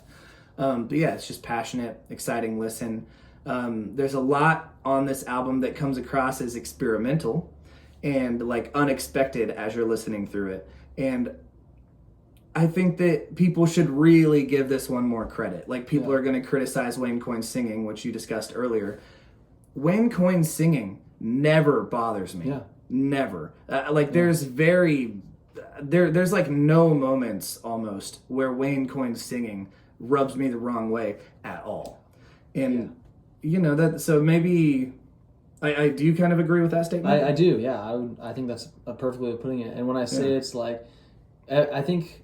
You can go ahead and go right into it if you want. Well, yeah, well, let me think of these other albums. I'm trying to think of like specific times where I was like, oh, this doesn't sound good. And it's like, no, because I think, at least as much as I can think of, the majority of it feels, like I said, it feels real. It sounds like he really cares what he's singing about. And this whole psychedelic experimental nature of things, I think it fits. I think it's really well done. And it's such a cool time to see him live. Yeah, I think. Well, like the live performances of this stuff, they're just cool. Mm-hmm. Yeah. Oh, yeah. I have so much more to. I need to make a whole separate video about seeing them live and just say, because there's so much more I'm not even going to get to here. Because obviously here the focus is the albums, as it should be, as it were. And and when you saw them live, obviously they've already made everything. Yeah, and they've already done everything. And that's interesting too. Yeah. So here it is. I know people tend to not like the first 3 albums. I think is what I've kind of been seeing. And obviously the second and third I put lower, but no, I love this album, and I think this is number 7 for us, or for me. I don't know. Let me count. Go ahead. Well, yeah, I think the next 7 or however many albums are left. 10. This is our 10th one so far that we've talked about. Okay. All the albums that are next are albums I really, really love, and here it is. Yeah, like you said, it's got that like dreary kind of sad underground punk, because it's a punk album, but like it's also just so fun. Yeah, mega colorful, I think is a good way to describe it. This album, so a lot of the music I get into is because of my parents, and they listen to a lot of 80s alternative, but also 80s hard rock and other stuff, and a lot of this album reminds me of other stuff, of other like 80s bands that I really like, which is funny because I didn't get into this Flaming Lips album until I was like 22 years old. I didn't grow up with this one, but I kind of not references. It kind of reminds me of other things I really like. I think the big one is like, because this album has a really atmospheric, but like down to earth, like kind of earthy sound. Almost reminds me of like early REM in a way. Like some of those REM songs, like Driver 8, like you're on the train and it's raining and it's drizzling and stuff, but it's also like fun. Like that's kind of what I get on this. Like even with track 1, you know, with you, all I know is that my mind is blown when I'm with you. Like it's just fun. It's just really, it's just really nice. Man. But you've got like the hardcore, not hardcore punk, the really fast punk freakouts. Like if you listen to like early Replacements, like that kind of garage rock sound. But then of course you've got like in my notes here, the really nice guitars, almost like pop rock acoustic sound, like The Cure or like The Laws or so, some of the early stuff. And then of course you have some of the stuff on here. It's got this like underground punk feel. Almost reminds me like the first Dinosaur Jr. album, like Dinosaur Jr., like my shirt here. It sounds like you'd see it, like I want to see them playing this in a club or something, like in a basement bar or something. I think there is footage. There it is. But like, check it out. Yeah, be so like, comment down below. Yeah, I would love to have been there. Yeah, and also the background vocals on this, so good. It's really nice. Again, with that kind of like REM kind of, you know, drizzly, you know, atmosphere kind of thing. That's also nice. And I mean, they're a band. They are a band. These guys are playing like it's their favorite thing to do. Yeah. Go ahead though. Yeah, like they don't sound like people making noise. They sound like a group of people making music. There's one note that I had that I cannot find on here. One of the songs on here. Oh yeah, "Man from Pakistan." That song. Well, again, Dinosaur. Poland. Man from Poland. Yeah, Man from Poland. Take the walk to walk. Pakistan. Yeah. This song, some of like the phaser or like kind of sci-fi bass and like kind of sounds like Duran Duran, which is like not like the Flaming Lips at all, but it's something that reminds me of. So that's cool. And again, playing bass and all that. So it's just the effects on here are like, it's this total scene of just like all this. And so now you can already see, even with this album, we're getting to me like fangirling about the next however many albums we have, and it's only going to get worse from here on out because like, yeah, so. Well, I guess we'll go ahead and go to the next one. Well, my next one is Telepathic Surgery, which I am aware that is the worst album on your list. And but not one that I hate. But yeah, it is my least favorite. It doesn't really upset me because this is a lot of people's least favorite. But it goes up pretty high on mine. So what's your next one? Which I figured you would put that one higher, but I didn't think you would put it this high. But yeah, pretty high. It's good. I kind of didn't either, but I did. So my next one is Clouds Taste Metallic. Okay. Well, I will go ahead and talk about Telepathic Surgery. So from the opening riff, this thing grooves hard and it rocks hard and it deserves to be played loud. From the previous two albums, we get a pretty major jump in guitar playing creativity, and it has like a lot of more expression and a lot more noise and kind of more like composition and kind of just better ideas in terms of guitar playing. There are so many unique and obviously, you know, since nobody cares about it, underrated parts of this album. Now, there are also some fully skippable parts, and it's not because they suck, it's just because they're kind of random, like the UFO story.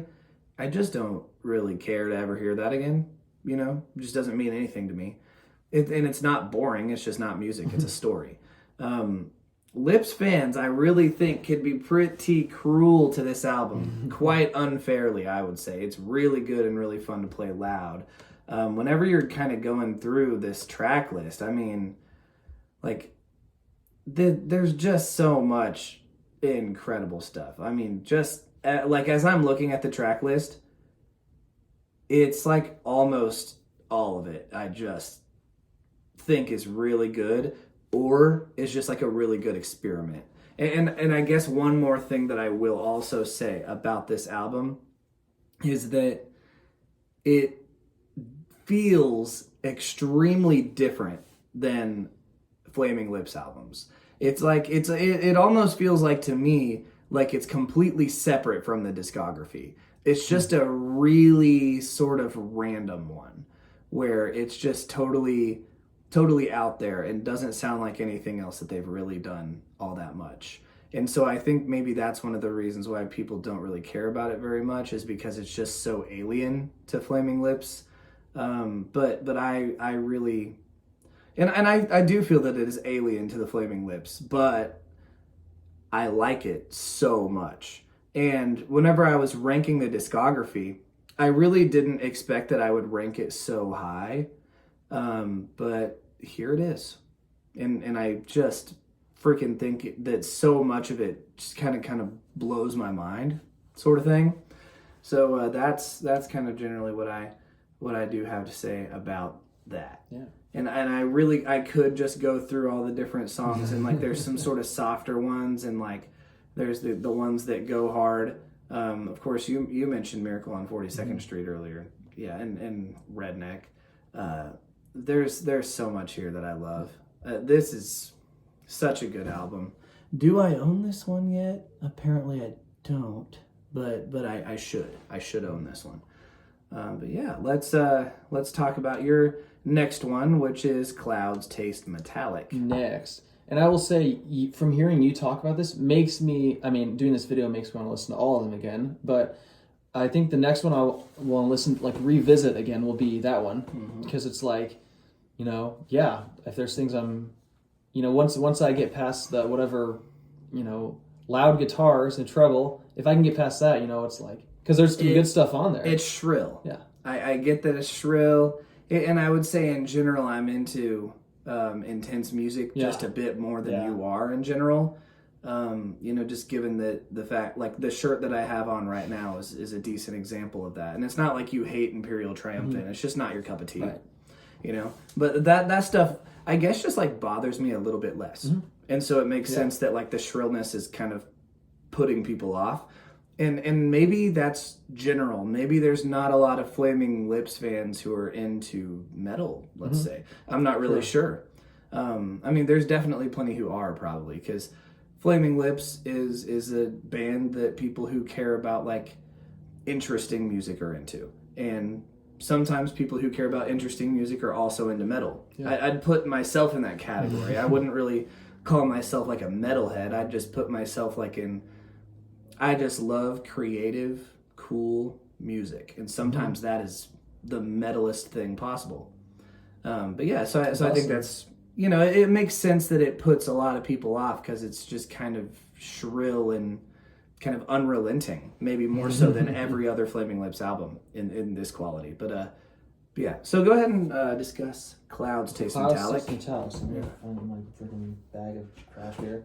Way too many of these. So this one, I have this here, and what's also cool is when you open it up, it says compact disc, digital audio, really big because it's a, you know, it's a disc, which I like. Also, I bought this because it looked cool. It does look cool. I didn't. Again, this was back before I like knew what things were, and so I was like, that looks really cool. So yours looks different than mine. Was mine different? Yeah. Or let's compare. Well, no, it doesn't. I just don't remember the picture being green. I guess it is green. Never mind. There it is. So this one, right from the get-go, is really crazy. I like this album a lot. Right from that lo-fi you get at the beginning, and then it just explodes, and you get the bells and like all this stuff. You know, the way they build up to certain moments and ideas, like on the song. Well, I guess the first two, Abandoned Hospital Ship and Psychiatric Explorations of the Fetus with Needles. And there's just all, it's kind of overwhelming, but I think it pulls together better than, I would say, like maybe Hitting the Head, where it does its pretty stuff and its crazy stuff. It's almost like circus music in a weird way. I don't know really how to describe it, but it's just so much going on. It's head spinning. It's real nice, but it's also got the emotion. Like on the song Placebo Head Wound. Okay, here we go with the lyrics. So it kind of starts, and you get that acoustic, and it's just him singing. He's wailing. It's beautiful. It's so good. And the lyrics on the song, he asks 3 questions. He says, "Where does outer space end? Why do birds always fly south?" And the third question is, "And if God hears all my questions, well, how come there's never an answer?" Like, you hear that, and you're like, what the heck? It's so good. And like, I guess I'll say I also believe in God, but like hearing that is like really powerful. It's real nice. Like this here giraffe. Also the one where the animals all run. Christmas at the zoo. They let the animals out and they're all running around the zoo, but it's like great. The llamas were unleashed, and that's the thing. Like that kind of like I guess slacker attitude that Tyler mentioned, where it's like it's really. It does all this stuff, but it doesn't take itself too seriously. It's still just having fun. I guess this kind of is in that earlier, like, I guess this, what year is this, like 96, early 90s? So 95 is what it says on my disc 95, here. Yeah. It's really great. And also, again with the moments on this are just, they really just build it up and then just knock you out. Like there's a song, Lightning Strikes the Postman, where at the very end it goes, and it's just him singing, lost it, and it's hard to read the writing through the flames. So I was sitting on, we have an air mattress that we would just like set up in our floor, my roommate and I was sitting on listening to the CD, and I literally threw myself back because it's just like, it was just so good. It was like, you guys, Wayne Coyne threw you down on the bed. He threw me down on that bed. Moment. Yeah, I liked it.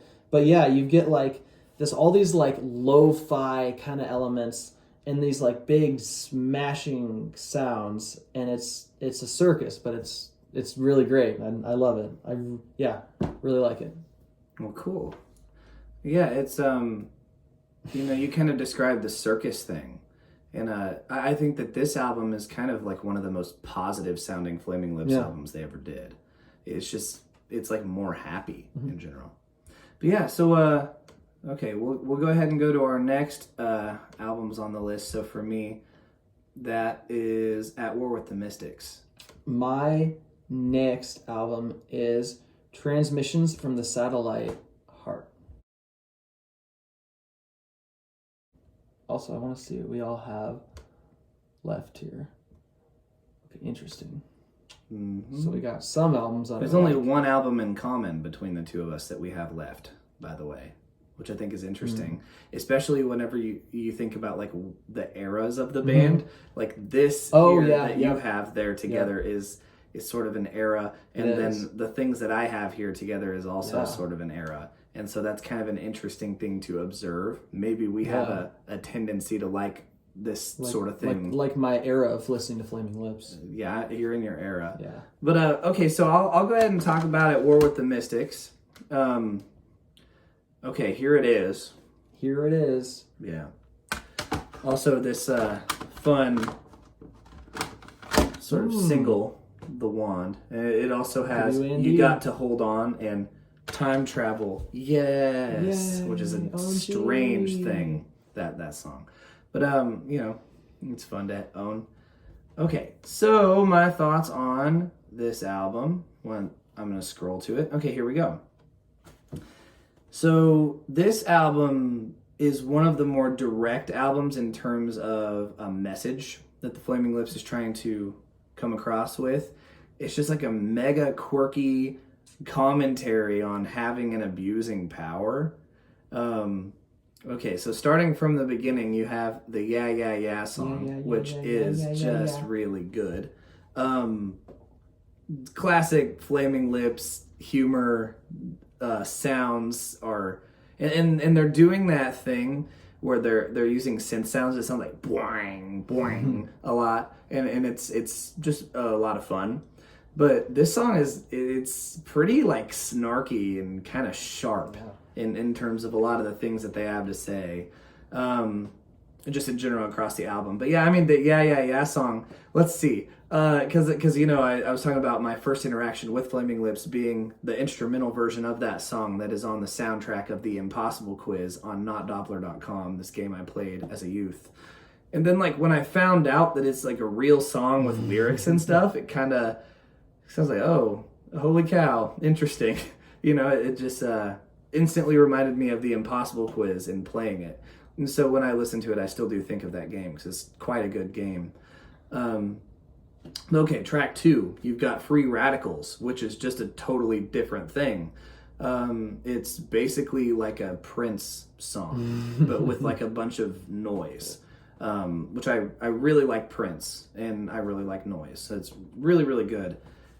Then there's some duds. And these duds, I think, are kind of it's like The Sound of Failure, My Cosmic Autumn Rebellion, and Vein of Stars. These 3 tracks, I don't like them. They could grow on me. They might grow on me, but I just don't find myself to be interested in those 3 tracks at all. And you hear a lot of people who talk about the Flaming Lips. They do like those, and personally, they're just not there for me yet. It's just that the peaceful ballad stuff on this album I don't find to be terribly interesting here.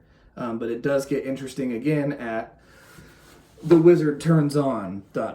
Something about silver moccasins. I've read the whole track title before, but I don't know it right now off the top of my head. Paragraph. Yeah, and I mean, it stays good and stays good. And then you've got It Overtakes Me, which it's sort of like a suite of a few songs, and it is so nice. And then Mr. Ambulance Driver is a very unique and moody song for the band with a interesting narrative. It's just kind of like a self-contained story in one song, and I think that's interesting thing for the band to do. I will forgive the constant siren that kicks in about 30 seconds in or so, something like that.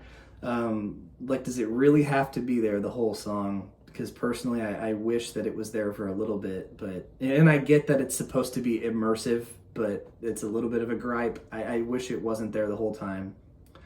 And so I guess some general thoughts. The first part of the album, it's got some odd pacing to me. I think it's a weird sort of side A, although I'm not really sure where side A actually begins and ends, but I would say it's probably the first 5 tracks are side A. That's my guess. I don't know if it's true or not. I just kind of wish that tracks 3 and 5 weren't such duds for me. Of course, The Wand is a major highlight. You know, here it is. I saw it and I got it, the single. Major highlight. And I'll say, I hope this album grows on me. I don't like disliking stuff. I would prefer to love stuff and then tell you all about why I love it so much. You know, I want to like this album. I really hope that those tracks that I don't like very much, I really hope they grow on me more. But, you know, just for now, they don't. They're not something I gravitate toward.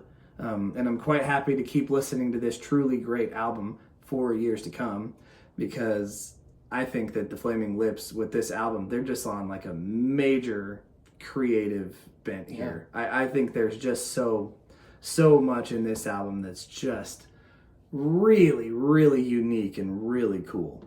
And so I'm a pretty huge fan, even though there's just a blip of songs that I don't care much about. And so I'm a little bit conflicted with the album, basically. Yeah. Really cool. Okay, and then you were going to discuss Transmissions from the Satellite Heart. Part of that. Yes. So, you guys, Transmissions from the Satellite Heart. Oh, yeah, so I have this one. Yeah, so I have this one. So the fun story about this is that I bought this the same day from the place that I bought Clouds Taste Metallic, and I bought it all. I knew the song She Don't Use Jelly, obviously, but I don't think I knew anything else on it. And I bought it for the same reason. This looked really cool. And so, yeah, I don't know. What is the Flaming Lips with their album covers? Because, like, I don't normally buy things because the album covers are cool, but yeah, that's just the thing, I guess, with these. And it turns I got lucky because these albums are pretty good. Okay, Transmissions from the Satellite Heart is, like, really fun and exciting, and like we keep saying, they're not taking themselves seriously. It's kind of like a party, because it's like you've got this really, you know, lo-fi country kind of sound, but like tons of noise, yelling, and it's hard rock. The whole like black hole effect is kind of what I call it.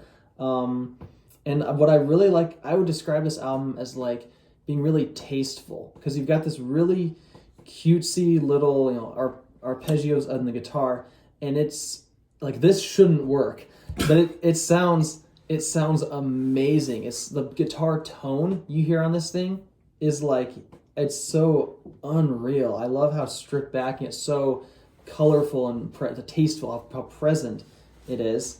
I think a good example of this is, of course, the song She Don't Use Jelly, and I'm going to break it down. You have in the chorus of this song, you have the like the guitar is just doing this arpeggiated thing, and the bass is just it's really like percussive sounding bass, and drums and the vocals are just up high like that. When I saw them, they everyone was singing, like everyone. Now, of course, they put the lyrics on the screen, so like of course people are gonna know the words, but like, yeah, every single person was singing. It was just really fun, really great time. And it's also, I also say this album is like funny. It's like genuinely great music, but it's also like, it's because they're not taking themselves too seriously. They're just having fun, and there's elements in this like where tracks will like cut and go to the next song. It sounds like really pretty and nice. And you know that's intentional. Like, it's just this really funny kind of idea, like with the attitude of this. It's like really in depth and really easygoing at the same time. You know, I think of this, it's almost like you have like the opener, turn it on. It honestly sounds like you have a whole bunch of people in a bar, and one person has an acoustic, but he's not playing Wonderwall, he's playing Flaming Lips. In this, you know, a fantasy that I have, and they're all just, you know, singing along. It's just real. Also, the freaking the lyrics on She Don't Use Jelly are so fun. The third verse is, I know a girl who reminds me of Cher. First off, that line is hilarious. Yeah. Anyway, she's always changing the color of her hair, but she don't use nothing that you can buy at the store. She likes her hair to be orange. She uses tangerine. And like, you can buy tangerines at the store. Like, it's not, it's just so fun. It's also kind of self-referential because his hair was orange at the time. I didn't think about that. That's true. Yeah. And then chewing the apple of your eye with all like the really crackling and twangy and just real nice. You got Moth and Incubator, the closer, Slow Nerve Action, the drone burn. It's just, I mean, I can keep going on about every song. It's just real nice. It's a real fun album, as it were. Super, yeah. And you kind of discussed some of the sequencing, like the transitions between tracks. I think that the sequencing of this album is perfect. I think they actually like put like a lot of thought into it with this one. Yeah. And so that's good. Well, let's see. I suppose it's time to move on to our next album here on the list. Next album. My next one's Clouds Taste Metallic. Yeah. My next album is At War with the Mystics. Okay, so since I've just discussed At War with the Mystics, you go ahead and talk about it. At War with the Mystics. So I have this dislocated here. Really nice and colorful and rainbow and all sorts of colors. Does yours have any bonus tracks, just out of curiosity? No. It's like the one I have. Yeah. Okay, just curious. So... At War with the Mystics. So this also, you'll notice that there are 4 albums left that including this one, and they're all in a row. So we get to the era of, well, I guess for me, is their creative peak or some of their, or I guess musical peak in terms of musical achievement, but also like this is when they're at their max, like just maximalist, doing all sorts of stuff, but like really just a lot going on, a lot of overpowering stuff. Like you said, the Yeah Yeah Yeah song with the snark, where it's saying, if you could blow up the world with a flick of a switch, would you do it? It's because it's a really fun song. It's like, oh, they're talking about, nuclear destruction. It's very, very, openly political. But it's I think should one person, or no one man should have all that power. Dude, shout out to Kanye. Shout out to my guy, bro. Yeah, bro. So anyway, and then Free Radicals, like Tyler mentioned. Also, if you Kanye West. Oh yeah, I've heard of him. Yeah, he's a radical one. Yeah. So like this song, if you listen to this with headphones, like the stereo, the left right of this is literally just. It's real nice. It's like that Amy Grant tweet. Yeah, with the AirPods. Mm-hmm. Yeah, like I listened to this, but then I listened to it with AirPods, and it was like so much better. So like AirPods were equivalent. Yeah. So. And then also, let's talk about the bass on this one. Ding. You got like Cosmic Autumn Rebellion, It Overtakes Me, and the Wand. The bass is buzzing and distorted and just so blown out. I really, really love it. Just burn.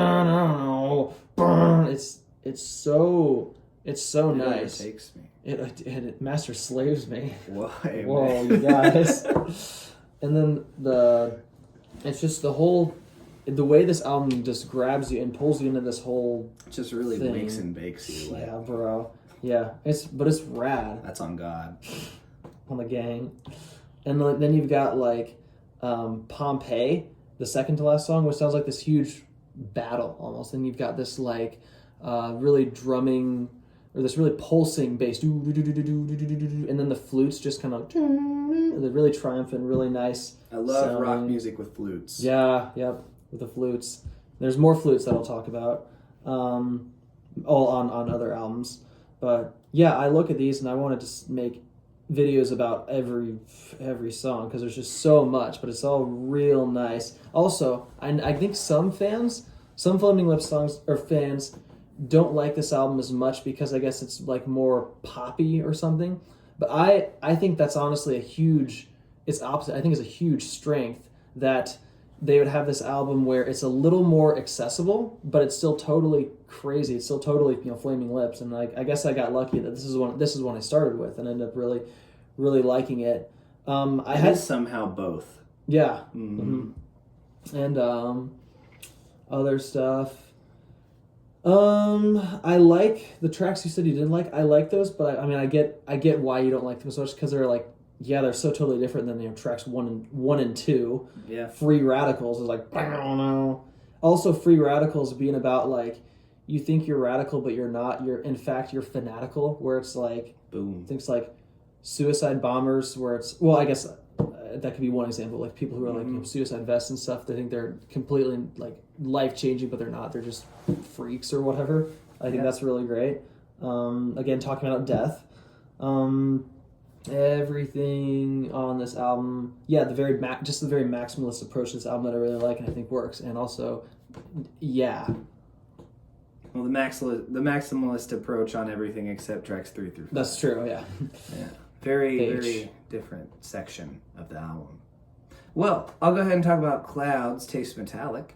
This album, Heard of that album? feels sort of youthful and triumphant and more positive than the albums that came before, which is something I sort of said earlier. Which in general, that's kind of the sound that they're known for, is they're kind of like more celebratory style. But this album is maybe one of their most positive they ever did. Because they're singing about death, but they're so happy on things like Soft Bulletin and on like Yoshimi, But on this album, I think they're just happy and crazy. And every track on this is so different than the next. And sort of the general theme throughout the whole album is just odd, quirky experiments on every song, and I think that's kind of what holds this album together. Is whenever you put this album on, you're just in for a wild ride. Like, what are they going to do next? The lyrics are off the wall on this album. Song themes are incredible and strange. Like one of my favorites on the album, which is called "Guy Who Got a Headache and Accidentally Saves the World." Yeah, interesting. I think I think most of the experiments the Lips do here really work. There is a criticism that I have of this album, is that there are some not so musical moments that are distracting at times, but it's the Flaming Lips. It's that kind of slacker rock genre, and so a lot of that is easily forgiven. It's just when it gets distracting that it's kind of like maybe that takes away a little bit. Maybe that kind of pulls me out of the experience just a little bit, but it's easily forgiven. It's just a little criticism. I think that there's room for this album to grow on me even more, because there are tracks here that I don't love, like the song called "They Punctured My Yoke." It's just a song. Every song title is just hilarious. Yeah, it's true. They're nuts. But I basically think that it's just a completely superb album, and it just takes you on such a fun, wild ride. And that's why it's so high on my list. Just the experience of listening through the album is really an interesting one. And so that's kind of my thoughts there. Yeah. Okay, so let's go ahead and talk about our next one on the list, which for me is the Soft Bulletin. And for you? Embryonic. Okay, so here is one thing that I will say. I will say from here on out, these top 3 albums for me, I think these things are brilliant. Like, I am so super into these top 3. I like the stuff below it, but these top 3 are unbelievable to me. And so I'm gonna say that maybe I shouldn't have went on that whole monologue, because I actually think you should talk about Embryonic first, since we've already talked about it earlier in the video. Okay. And then after you're done, then I'll bring up the topic of what is the Soft Bulletin, because it's an album and it is also like a topic. So, Embryonic is this one here. Again, I forgot to show this. Oh yeah, that's a good one. But yeah. Got the disc. So the cool thing about this one, I actually really like. So here where it says Flaming Lips Embryonic, this is actually a sticker that is on front of the album cover. So if you open it up like this, it's like that, which I think is really cool. So, Embryonic. Yeah, it's looking nice. Look. Yeah, go ahead. So, Embryonic, yeah, really cool looking. That clear sticker, that little thing. Okay, this one is... of all the Flaming Lips albums, earlier I said The Terror is the weirdest, I think. This one, I think is the craziest. It does everything. It does the amount of noise and really pretty things you get on this are ridiculous. It's a ridiculously wild album. And there's moments on here like when you get these like chimes, like on Gemini Syringe, or like electronics chimes. It sounds so freaking like just out of Like it sounds like some of this album sounds like you're in an asteroid field, like you're just flying around, like or like what Tyler said, like you're sitting there with musicians, they're like putting you in this thing as they do. But then you have other stuff that's just this like overload of noise and bass, and but then you also have there's this harp that sometimes shows up like this. I can't emulate a harp sound, but it's like the harp. I'm normally not into like harp music, but the harp on this sounds so good when the chaos of everything. It sounds like this. Yeah, like that. Perfect. Mm-hmm. Perfect. You should join the Flaming Lips. Yeah. But anyway, it's really mesmerizing and hypnotizing. Shout out to System of a Down, because like, yeah. What the heck? But like... Also, you should join the Flaming Lips, because I think it was their bass player that just quit the band. Oh, frick. Yeah. Yeah, I think he... I think so. Maybe he quit like a year ago or something, but I think it was the bass player. Yeah. But it's just like, this tirade of just throwing things at you. I guess make another Radiohead reference. This album kind of reminds me of the album Amnesiac in a way, because they're just doing just so much, just like all this stuff. I could listen to this like all day and still not pick up on every little moment, every pretty little thing. So there's a lot to take in on this album. There's a lot going on. I would say I talked about War with the Mystics being accessible. I wouldn't say start with this one because it's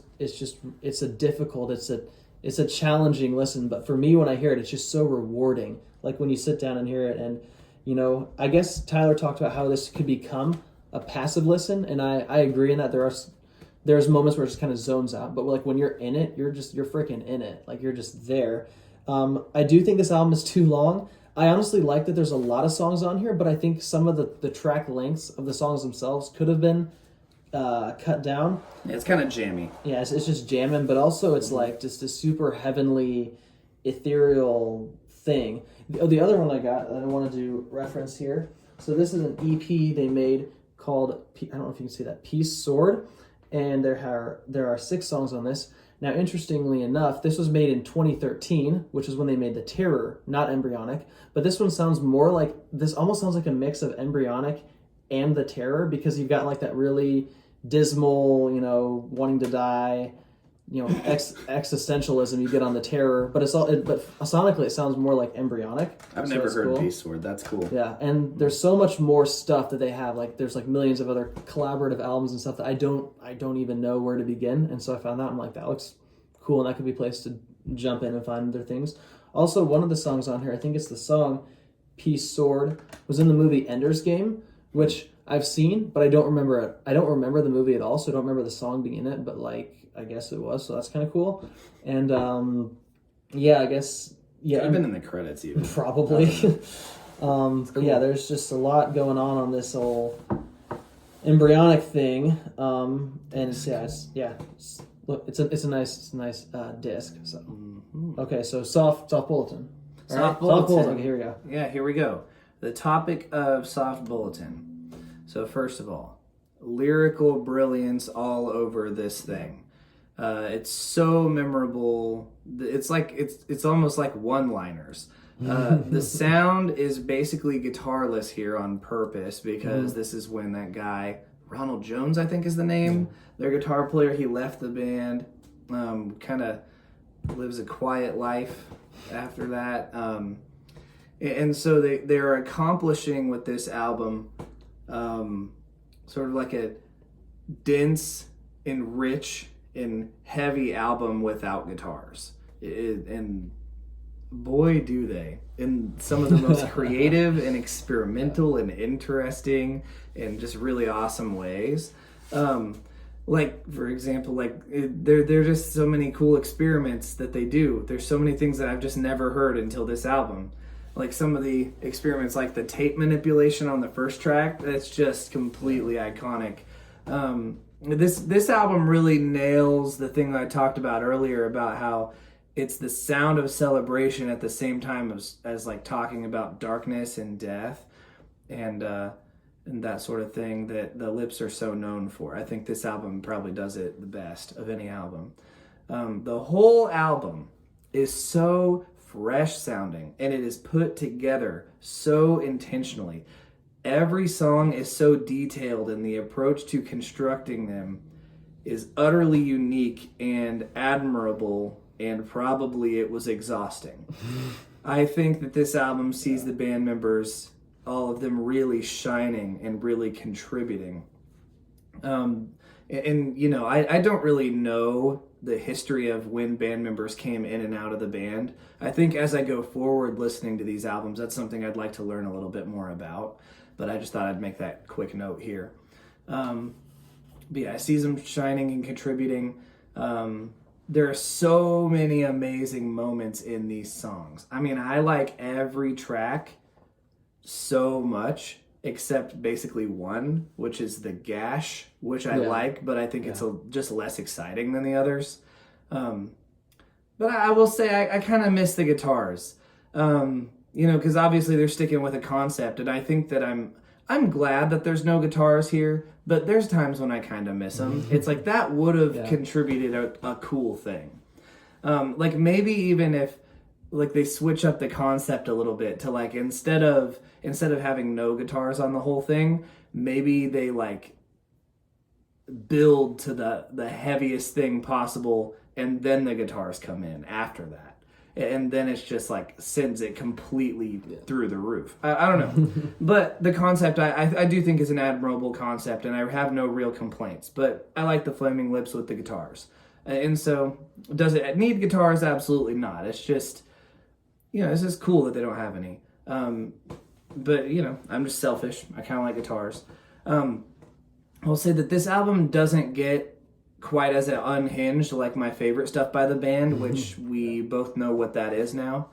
And you know, I'm a little bit conflicted about this album, as you can tell, because I love it so much. It's just not my favorite thing, but I do think that it's just so brilliant, and I could just wax poetic about it, but also it's like, it's not my favorite thing that they've done. So it's like this dichotomy of it being just like the best thing ever, and also just not being quite as good as it could be. But also I'm conflicted about that, because I think it is as good as it could. It's I just need to listen to it a bunch more times, and I have listened to it a bunch of times. It's one of my favorites, but you know, it's just a little conflicting for me. But let me be clear, I completely love the thing. And so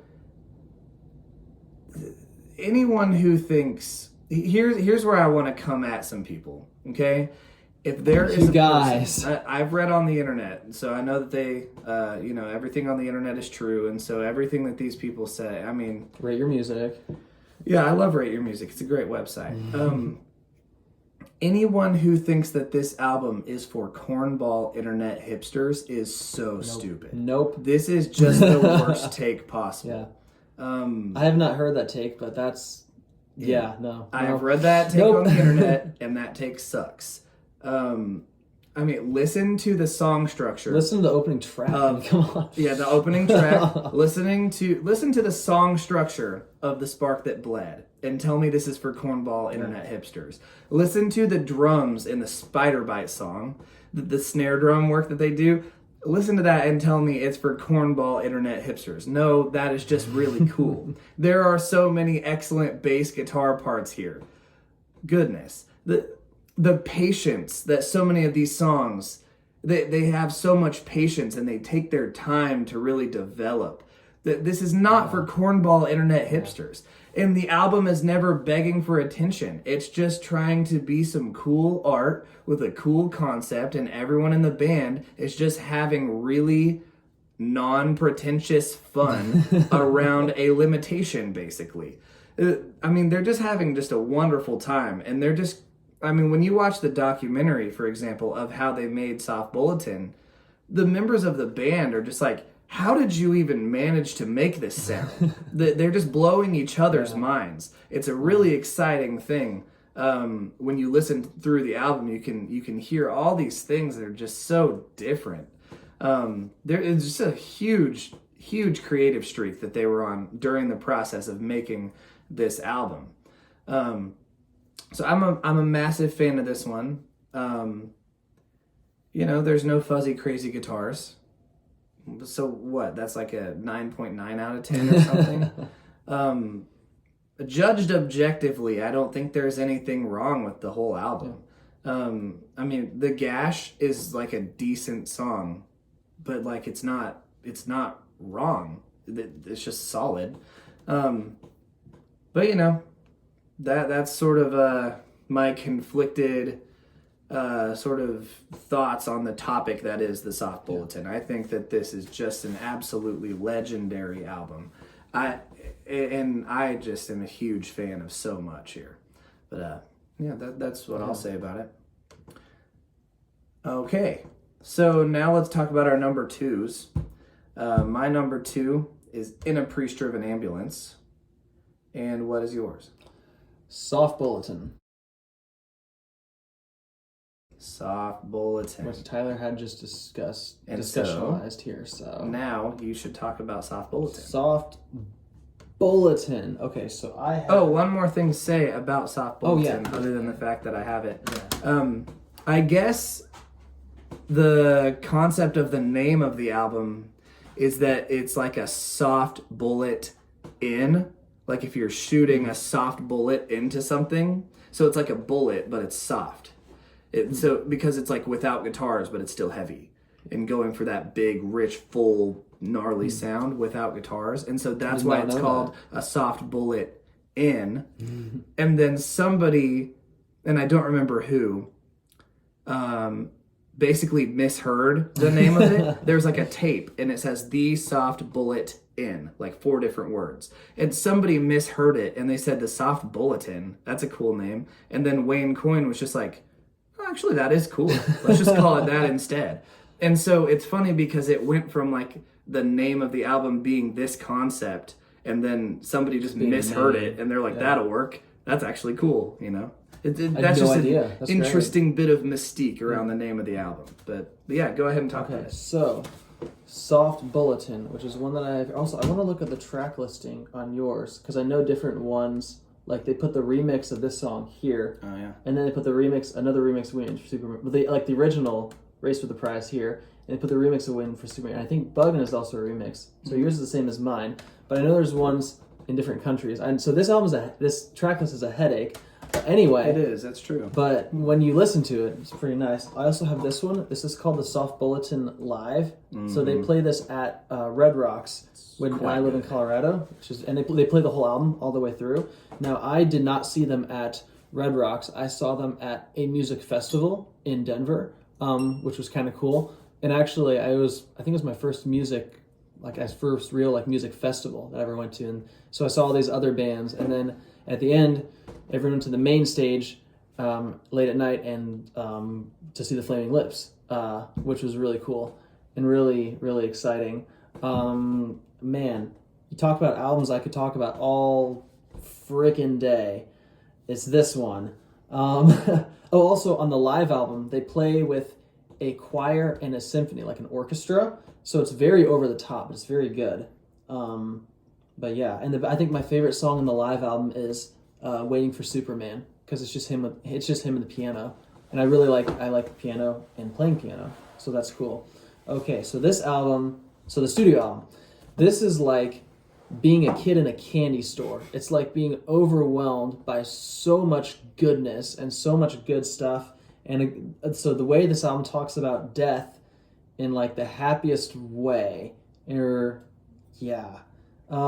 just freaking track by track, everything is just so, like the obvious comparison, or one of the main comparisons as people talk about this in relation to is Pet Sounds by Beach Boys, because it got the whole orchestral pop sound. For me, listening to Pet Sounds was immediate. It clicked with me and I loved it. For this one, I liked it at first, but I didn't understand like what the heck was going on. It took multiple listens to really get into it, but in every listen, it just got better and better and better and better, and it just became like, wow.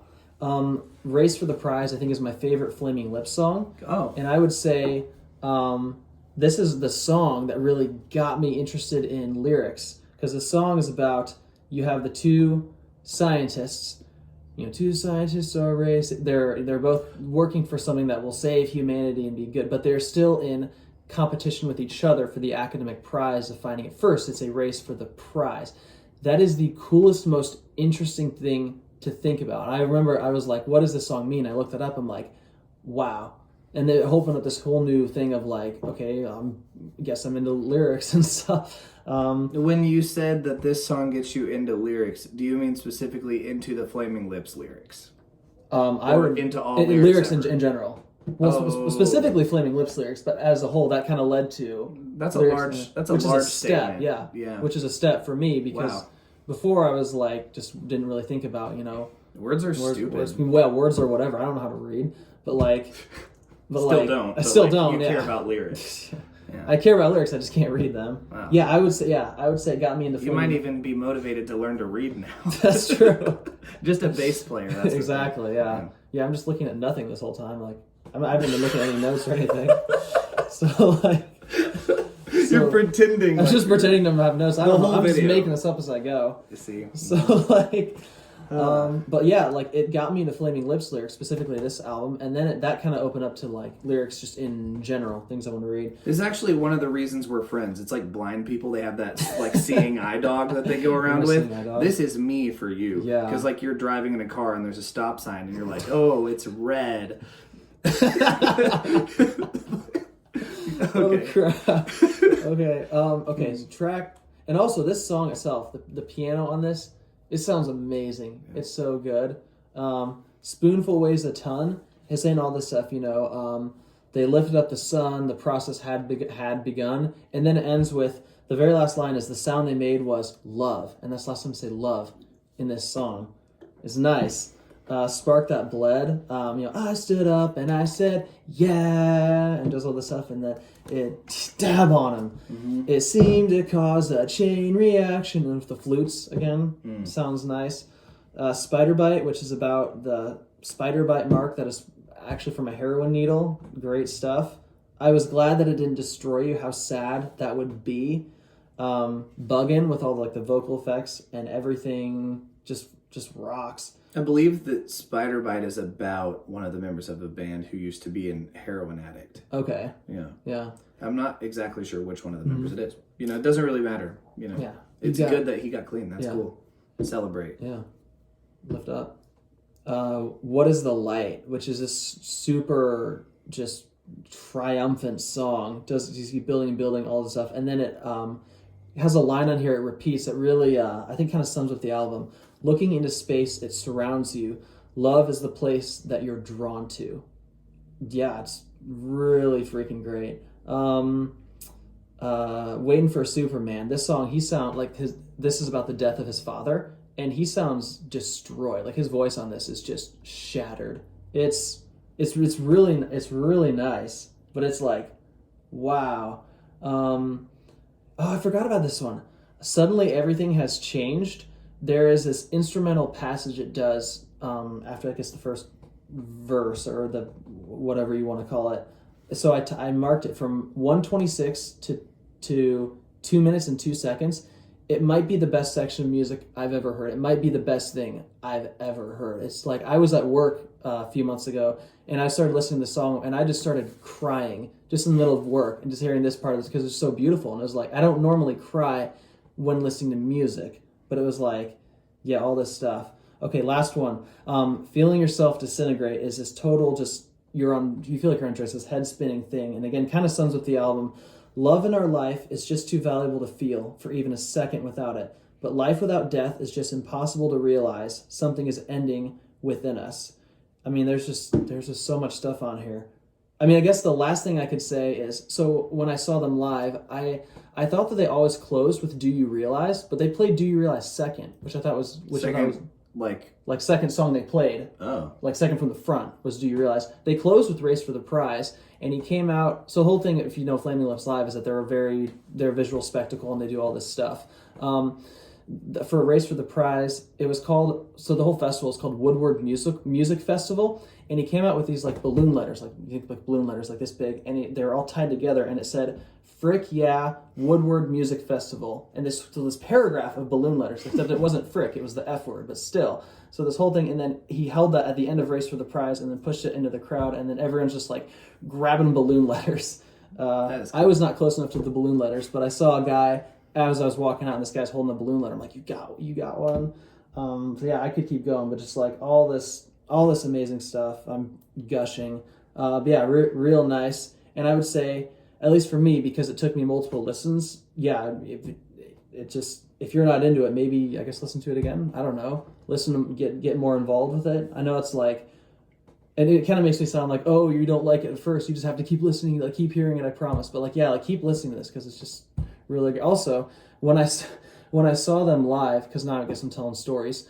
After every song, people would cheer and then they would stop. And then Wayne Coyne would get on the mic like, guys, keep screaming, like keep screaming, keep screaming. And then people start yelling again. And he did this after every song. And it honestly got kind of annoying because it's like, he wants like crowd participation, but like, okay, like we get it. You want us to yell and like all this stuff. The other thing, so I don't really know where to share this, so I guess I'll just share it because it's not really about a specific song. Wayne Coyne would stand in his hamster ball, this inflatable hamster ball. He'd sing it for some of the songs, and then some of the songs he wouldn't be in the hamster ball. And so there's a technician who'd come out and help inflate and deflate the ball for him. And every time he did that, Wayne Coyne would say, "Thanks, Zach." And so our entire section of people was just cheering for Zach the whole time. We're like, Zach, Zach, Zach. We're just yelling for Zach the whole time. It was great. Just lots of fun. That's cool. Really, really nice, and a nice album as well. So yeah, let's move on before I keep going on. That's lit. So I can go on about the next album. All right, cool. Well, In a Pre-Striven Ambulance, which now we know what our favorites are. Your second. Yeah, boom. Okay. In a Pre-Striven Ambulance. Okay. They are way more experimental. I mean, because this is their fourth album, their fourth studio release. My goodness, they're way more experimental than they were even before. But even though they're so full of wild ideas on this album, so much more than even Telepathic Surgery, which comes across as wildly experimental and random, I would say that In a Pre-Striven Ambulance comes across as wildly experimental, and every idea is good. All of them. I mean, this album is completely uncompromising, it is completely in your face, and it is beautifully odd. Some of my favorite Flaming Lips songs do come from this one, like the Shine On Sweet Jesus, the Unconsciously Screaming in the Rain and Babies, like you talked about the first three earlier. And then there's that Take Me to Mars, which I do believe is track 4. Yeah, it is. This is the worst track on the album. I do not completely love this track, but I do love the rest of the album. And so, well, I like the track. I listen to it. I never skip Take Me to Mars, to be crystal clear. It's part of the album to me. I listen to it. Here is where I will say a bit of a statement, and this is kind of a heavier statement. I would say, like, this album feels to me like Led Zeppelin 3, which this is my favorite Led Zeppelin album. Maybe one day we'll rank them. Led Zeppelin 3 will be at the top. Comment down below if you want to, Whoa, guys. If you want to and so I think that, there's these first 3 songs which really rock, and then there are several moments of just striking humanity and intimacy that hit me in a similar way as some of the like really cool acoustic stuff on Led Zeppelin 3. Yeah. I think that it's pretty easy to suggest that Flaming Lips are far less instrumentally proficient than Zeppelin, but I think that Flaming Lips is more authentically mystical than Led Zeppelin is. Because Led Zeppelin, they come across as like mystical and like a folkloric sort of sometimes like even medieval, like Dark Ages kind of way. Whereas Flaming Lips comes across as right now mystical. They have the same sort of mysticism about their music. That's that kind of expression of things that are beyond, these transcendental sort of loftier ponderings of a person who thinks about death. And it feels mystical in the same way as Led Zeppelin 3, but it feels like yesterday, or today even. And it feels it feels more authentic and personal as well, because Led Zeppelin's sort of kind of the gist that I get when I listen to their stuff. It's that like kind of folkloric stuff, like they're drawing on literature and this sort of thing. And Flaming Lips is just drawing on genuinely being horrified. Just like the personal experience of like waking up every day just horrified.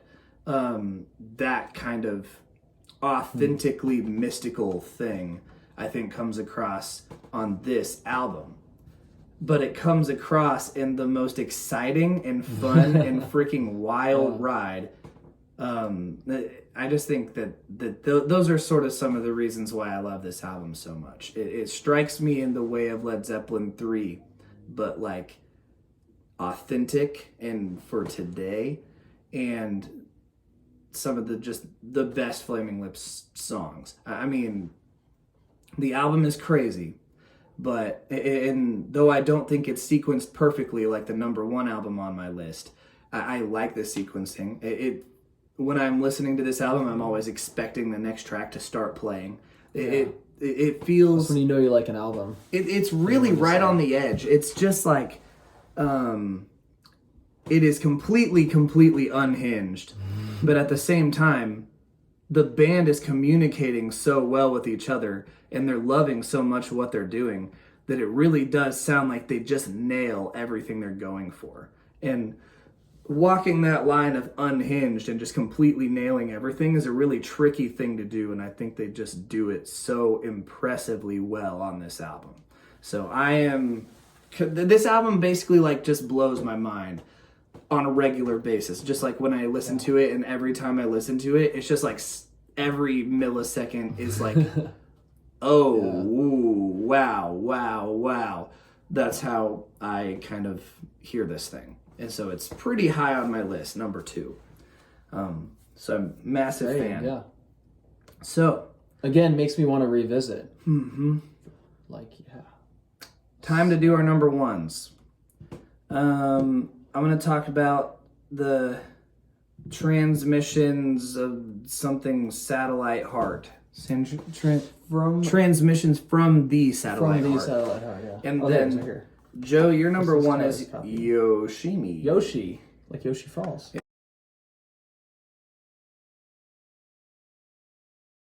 Yeah, there's my copy, and then go ahead and show your Yoshimi if you've got it. I've got my freaking...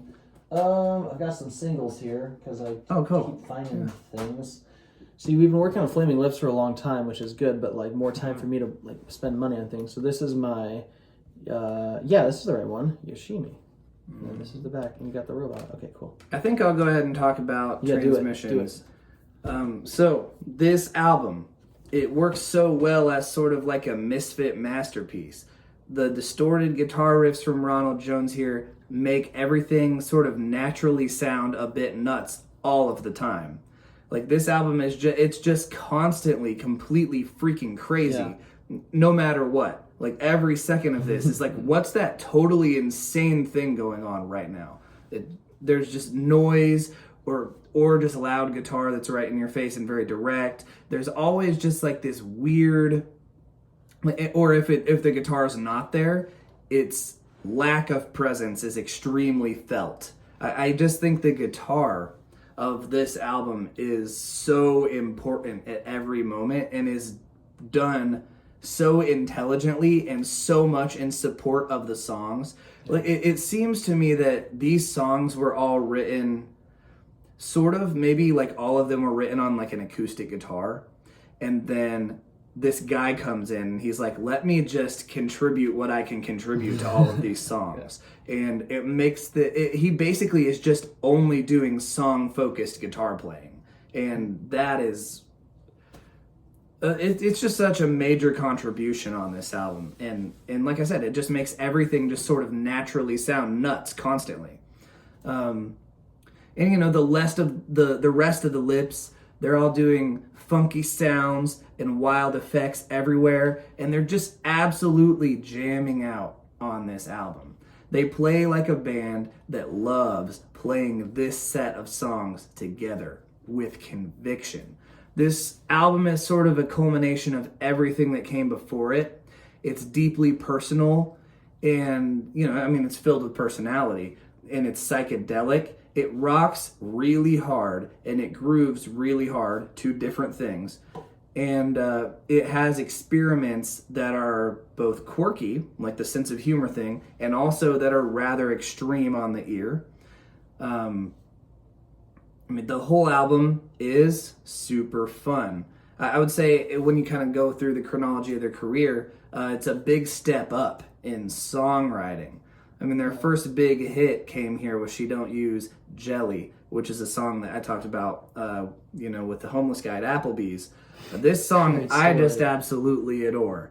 And this is also the first album in their, chronology, going through their discography, where we have Senor Coin, his like signature, where his like signature vocal delivery that he's so known for, that's all over this thing.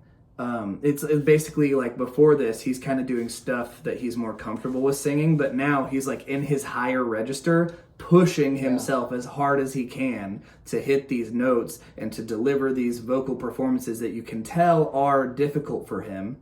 And he's like straining his voice, but it comes across as very authentic and human and passionate. And like he's just putting absolutely every ounce of effort into what he's attempting to do with the vocals.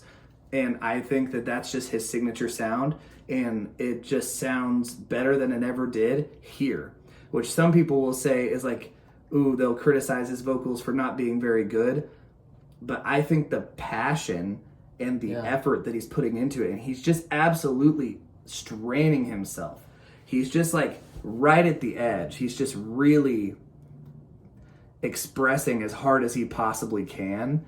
That just sends it way, way over the top for me. These vocal performances are just vulnerable and sincere, and part of that is by virtue of his struggle, but also the melodies are really cool. There's just so many moments vocally that are just completely iconic on this album. Jelly is one of them. Superhuman is another. There are also lots, like some of my favorite percussive performances. What's the guy? Drozd or something? Steven Drozd. They're on, this album. Yeah. So much amazing percussion. It's, just some of the best percussion they've ever done. And they do so well on this album, making things really dense and thick. But they produce this album so well that all of those details, they really sing on this album. I think like this album, to make an album like this sound good in the production would be very challenging, and they nail it. It's just very, very impressive. Everything is so clear, except when it's not supposed to be. It just feels very intentional. It's another thing. I like when Flaming Lips sound completely unhinged, yet at the same time very intentional with what they're doing. The compositions, they're good. The sequencing between all the tracks is perfect. It's an album full of little details and moments that I just care about all of them. And I love it. I literally can't think of a moment on this album that doesn't sound like a creative and an intentional, just deliberate decision. And that's why it's my favorite. I love this. Good. All good. All right, now Yoshimi. Okay, so let's more things to dislocate here. So this is the single for Do You Realize? And then this one is a single for Fight Test. It has several songs on it, which is cool. Which is kind of lit. And let me see them. Yeah, go ahead. And they also, now I didn't seek these out. I found them for like $1, but they were there and they're cheap. And then they also released singles for Yoshimi Part 1 and Ego Tripping, which I do not have those, but if I have to find them for $1, I might buy them because they're like cool and all this. And then of course we have the big one. This is an analog disc of Yoshimi. Now the story with this one, now I'll buy CDs like all freaking day, like as you can see here, but like I'm not going to buy a record unless it's something I really, really like. And this one, I saw this at the store, and I was like, that's really cool, but like, I don't need it or whatever. And then I was like, a few days go by, and I'm like, okay, I really want that. So I went back and got it. Okay, so now, the album itself, the way that this album talks about death in the most beautiful way. The emotional weight of this album is so. Tyler talked about it being a hug, which I agree with. It's that melancholy, it's that happy and sad at the same time, and it's just so overwhelmingly sad. But it's also like, now not to discourage anyone from hearing this, because it's really like I keep saying, it's happy and fun and exciting. If you remember in our Dinosaur Jr. video, I talked about the album without a sound and how it's like, this is like really happy and sad and it knocks me out, does all this stuff. I would say this album is like that, but I would say almost even more. Like kind of like what I talked about with King's Mouth, has your really pretty acoustics, your electronic drap beats, the atmosphere synths. Wayne Coyne has like actually good singing. He sounds amazing. It's like the opener on this, Fight Test, which thank you. Fight Test is really, has all these qualities to it. It's really upbeat and fun and bright, but you hear it and you're like, oh, this sounds kind of sad. Mm-hmm. Where was I? It's like very underlying sadness. When I was, so it was summer of 2021, I was living at my parents' house in Kansas City and trying to get a job in Colorado or wherever. And I was living at my parents' house, just like hanging out, not doing much. And so in the evenings I would walk around the neighborhood and I'd listen to this album with headphones, and it's just a good album to walk to. It's just really fun to go out in the evening to Poland. Yeah, dude, when you take the Flaming Lips to Poland.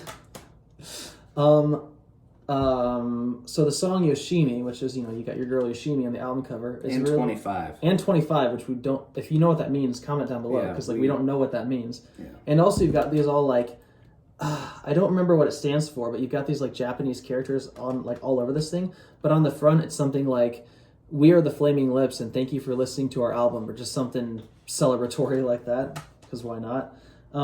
So the song Yoshimi, your girl there, it's so comical and fun and I love funny. Daniel. but your anime girl is like, getting ready to fight some robots, and then you find, when you read what the lyrics mean, it's about a girl who has cancer, and the giant robots are the cancer, and that takes on this whole meaning of being really depressing, but also great, but also just like, it's just like all this. Ego tripping, which I mentioned earlier, is a trip. It's an acid trip. This song puts me in a trance. You've got this, and the opening line is, "I was waiting." It's so like, this album is just so much. It's so grand, but it's so simple. It's like, I was waiting on a moment, but the moment never came. And then it's got the acoustic and the synths, and then also there's a flute feature in this one. And whenever the flute shows up, I'm like, it's a this little flurry where it first appears. It's like, it's so nice. You have All We Have Is Now, which is about the time traveler. He sees himself in the future, and the future him says, "You're not going to make it. All you can live for is now." It's kind of like, I guess we talked about being in the now versus being like wherever, and it's like, wow, like that's powerful. I like that part. It's really cool. One thing I forgot to mention about Yoshimi is when I saw them live, they brought out they inflated a giant robot onto the stage, like the robot in the album cover. And this huge robot's towering over this inflatable robot's towering over the stage, and Wayne Coyne stands underneath this and sings Yoshimi. It's pretty great. That's cool. The song "It's Summertime" is, again, it's so simple. It's summertime, and I can understand if you still feel sad. It's talking about how it's like summer. It's like bright and the weather's great and everyone's out playing, but you're not. When the vibes are off. The vibes are off. Wow. When your vibe is off, and again, this song has made me cry, which again is.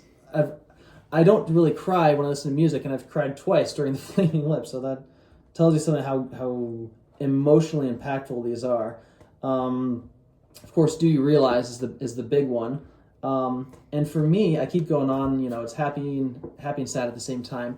This song doesn't make me feel sad at all. It's only happy. It's like, everyone you know will die, which is very objectively about death, but it's like, it's rejoicing, it's joyful in that. And like, I don't really know any other song that's like this.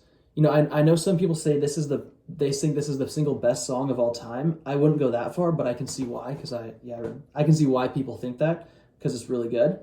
And to further illustrate this point, because I don't know how other people like feel about this one, like if you only feel happy during this song. But it's like, when I saw them, First off, it was probably like the most visually exciting thing ever. There were lasers and confetti cannons and streamers and all this stuff, and they inflated this giant rainbow on the stage, towering over the stage, just like maybe 20 feet taller, however much it was. And then Wayne Coyne stands beneath the rainbow and sings, and it was only happy. It was this huge celebration party. So I guess the big thing about this album is that it does all this grand stuff, but it feels personal. It feels small and introspective. I guess, talking about earlier, saying, when I work with the church, I work with funerals, and I kind of think about death a lot. I don't have any questions, or not. I mean, everyone's questioning things, but I don't have concerns about it. I'm not obsessing about it because I'm a Christian, so I know how I feel about where people go when they die. But it's like when you're working a funeral, you're not allowed to be sad. You can only if you get sad, it gets in the way of your ability to do your job as a technician, and you can't do that. And fortunately, I don't get sad during funerals. I can, I'm there for the work, and I just do my job. Just because you don't care. Yeah, because you're just doing the work. No, you just hate people. Yeah, I hate people in general. So what? Yeah, Someone died. I don't care. Yeah, I'm getting paid. Yeah, but get money, yaya. Yeah, big YouTube money, big funeral money. Rip X. But yeah, in my time not caring about people, no, it's like at the mosque. At the mosque, yeah. I'm just kind of around death from a technical standpoint. So when you're talking about death and you're only rejoicing in that idea, it's like I find that to be profound. I love tech death.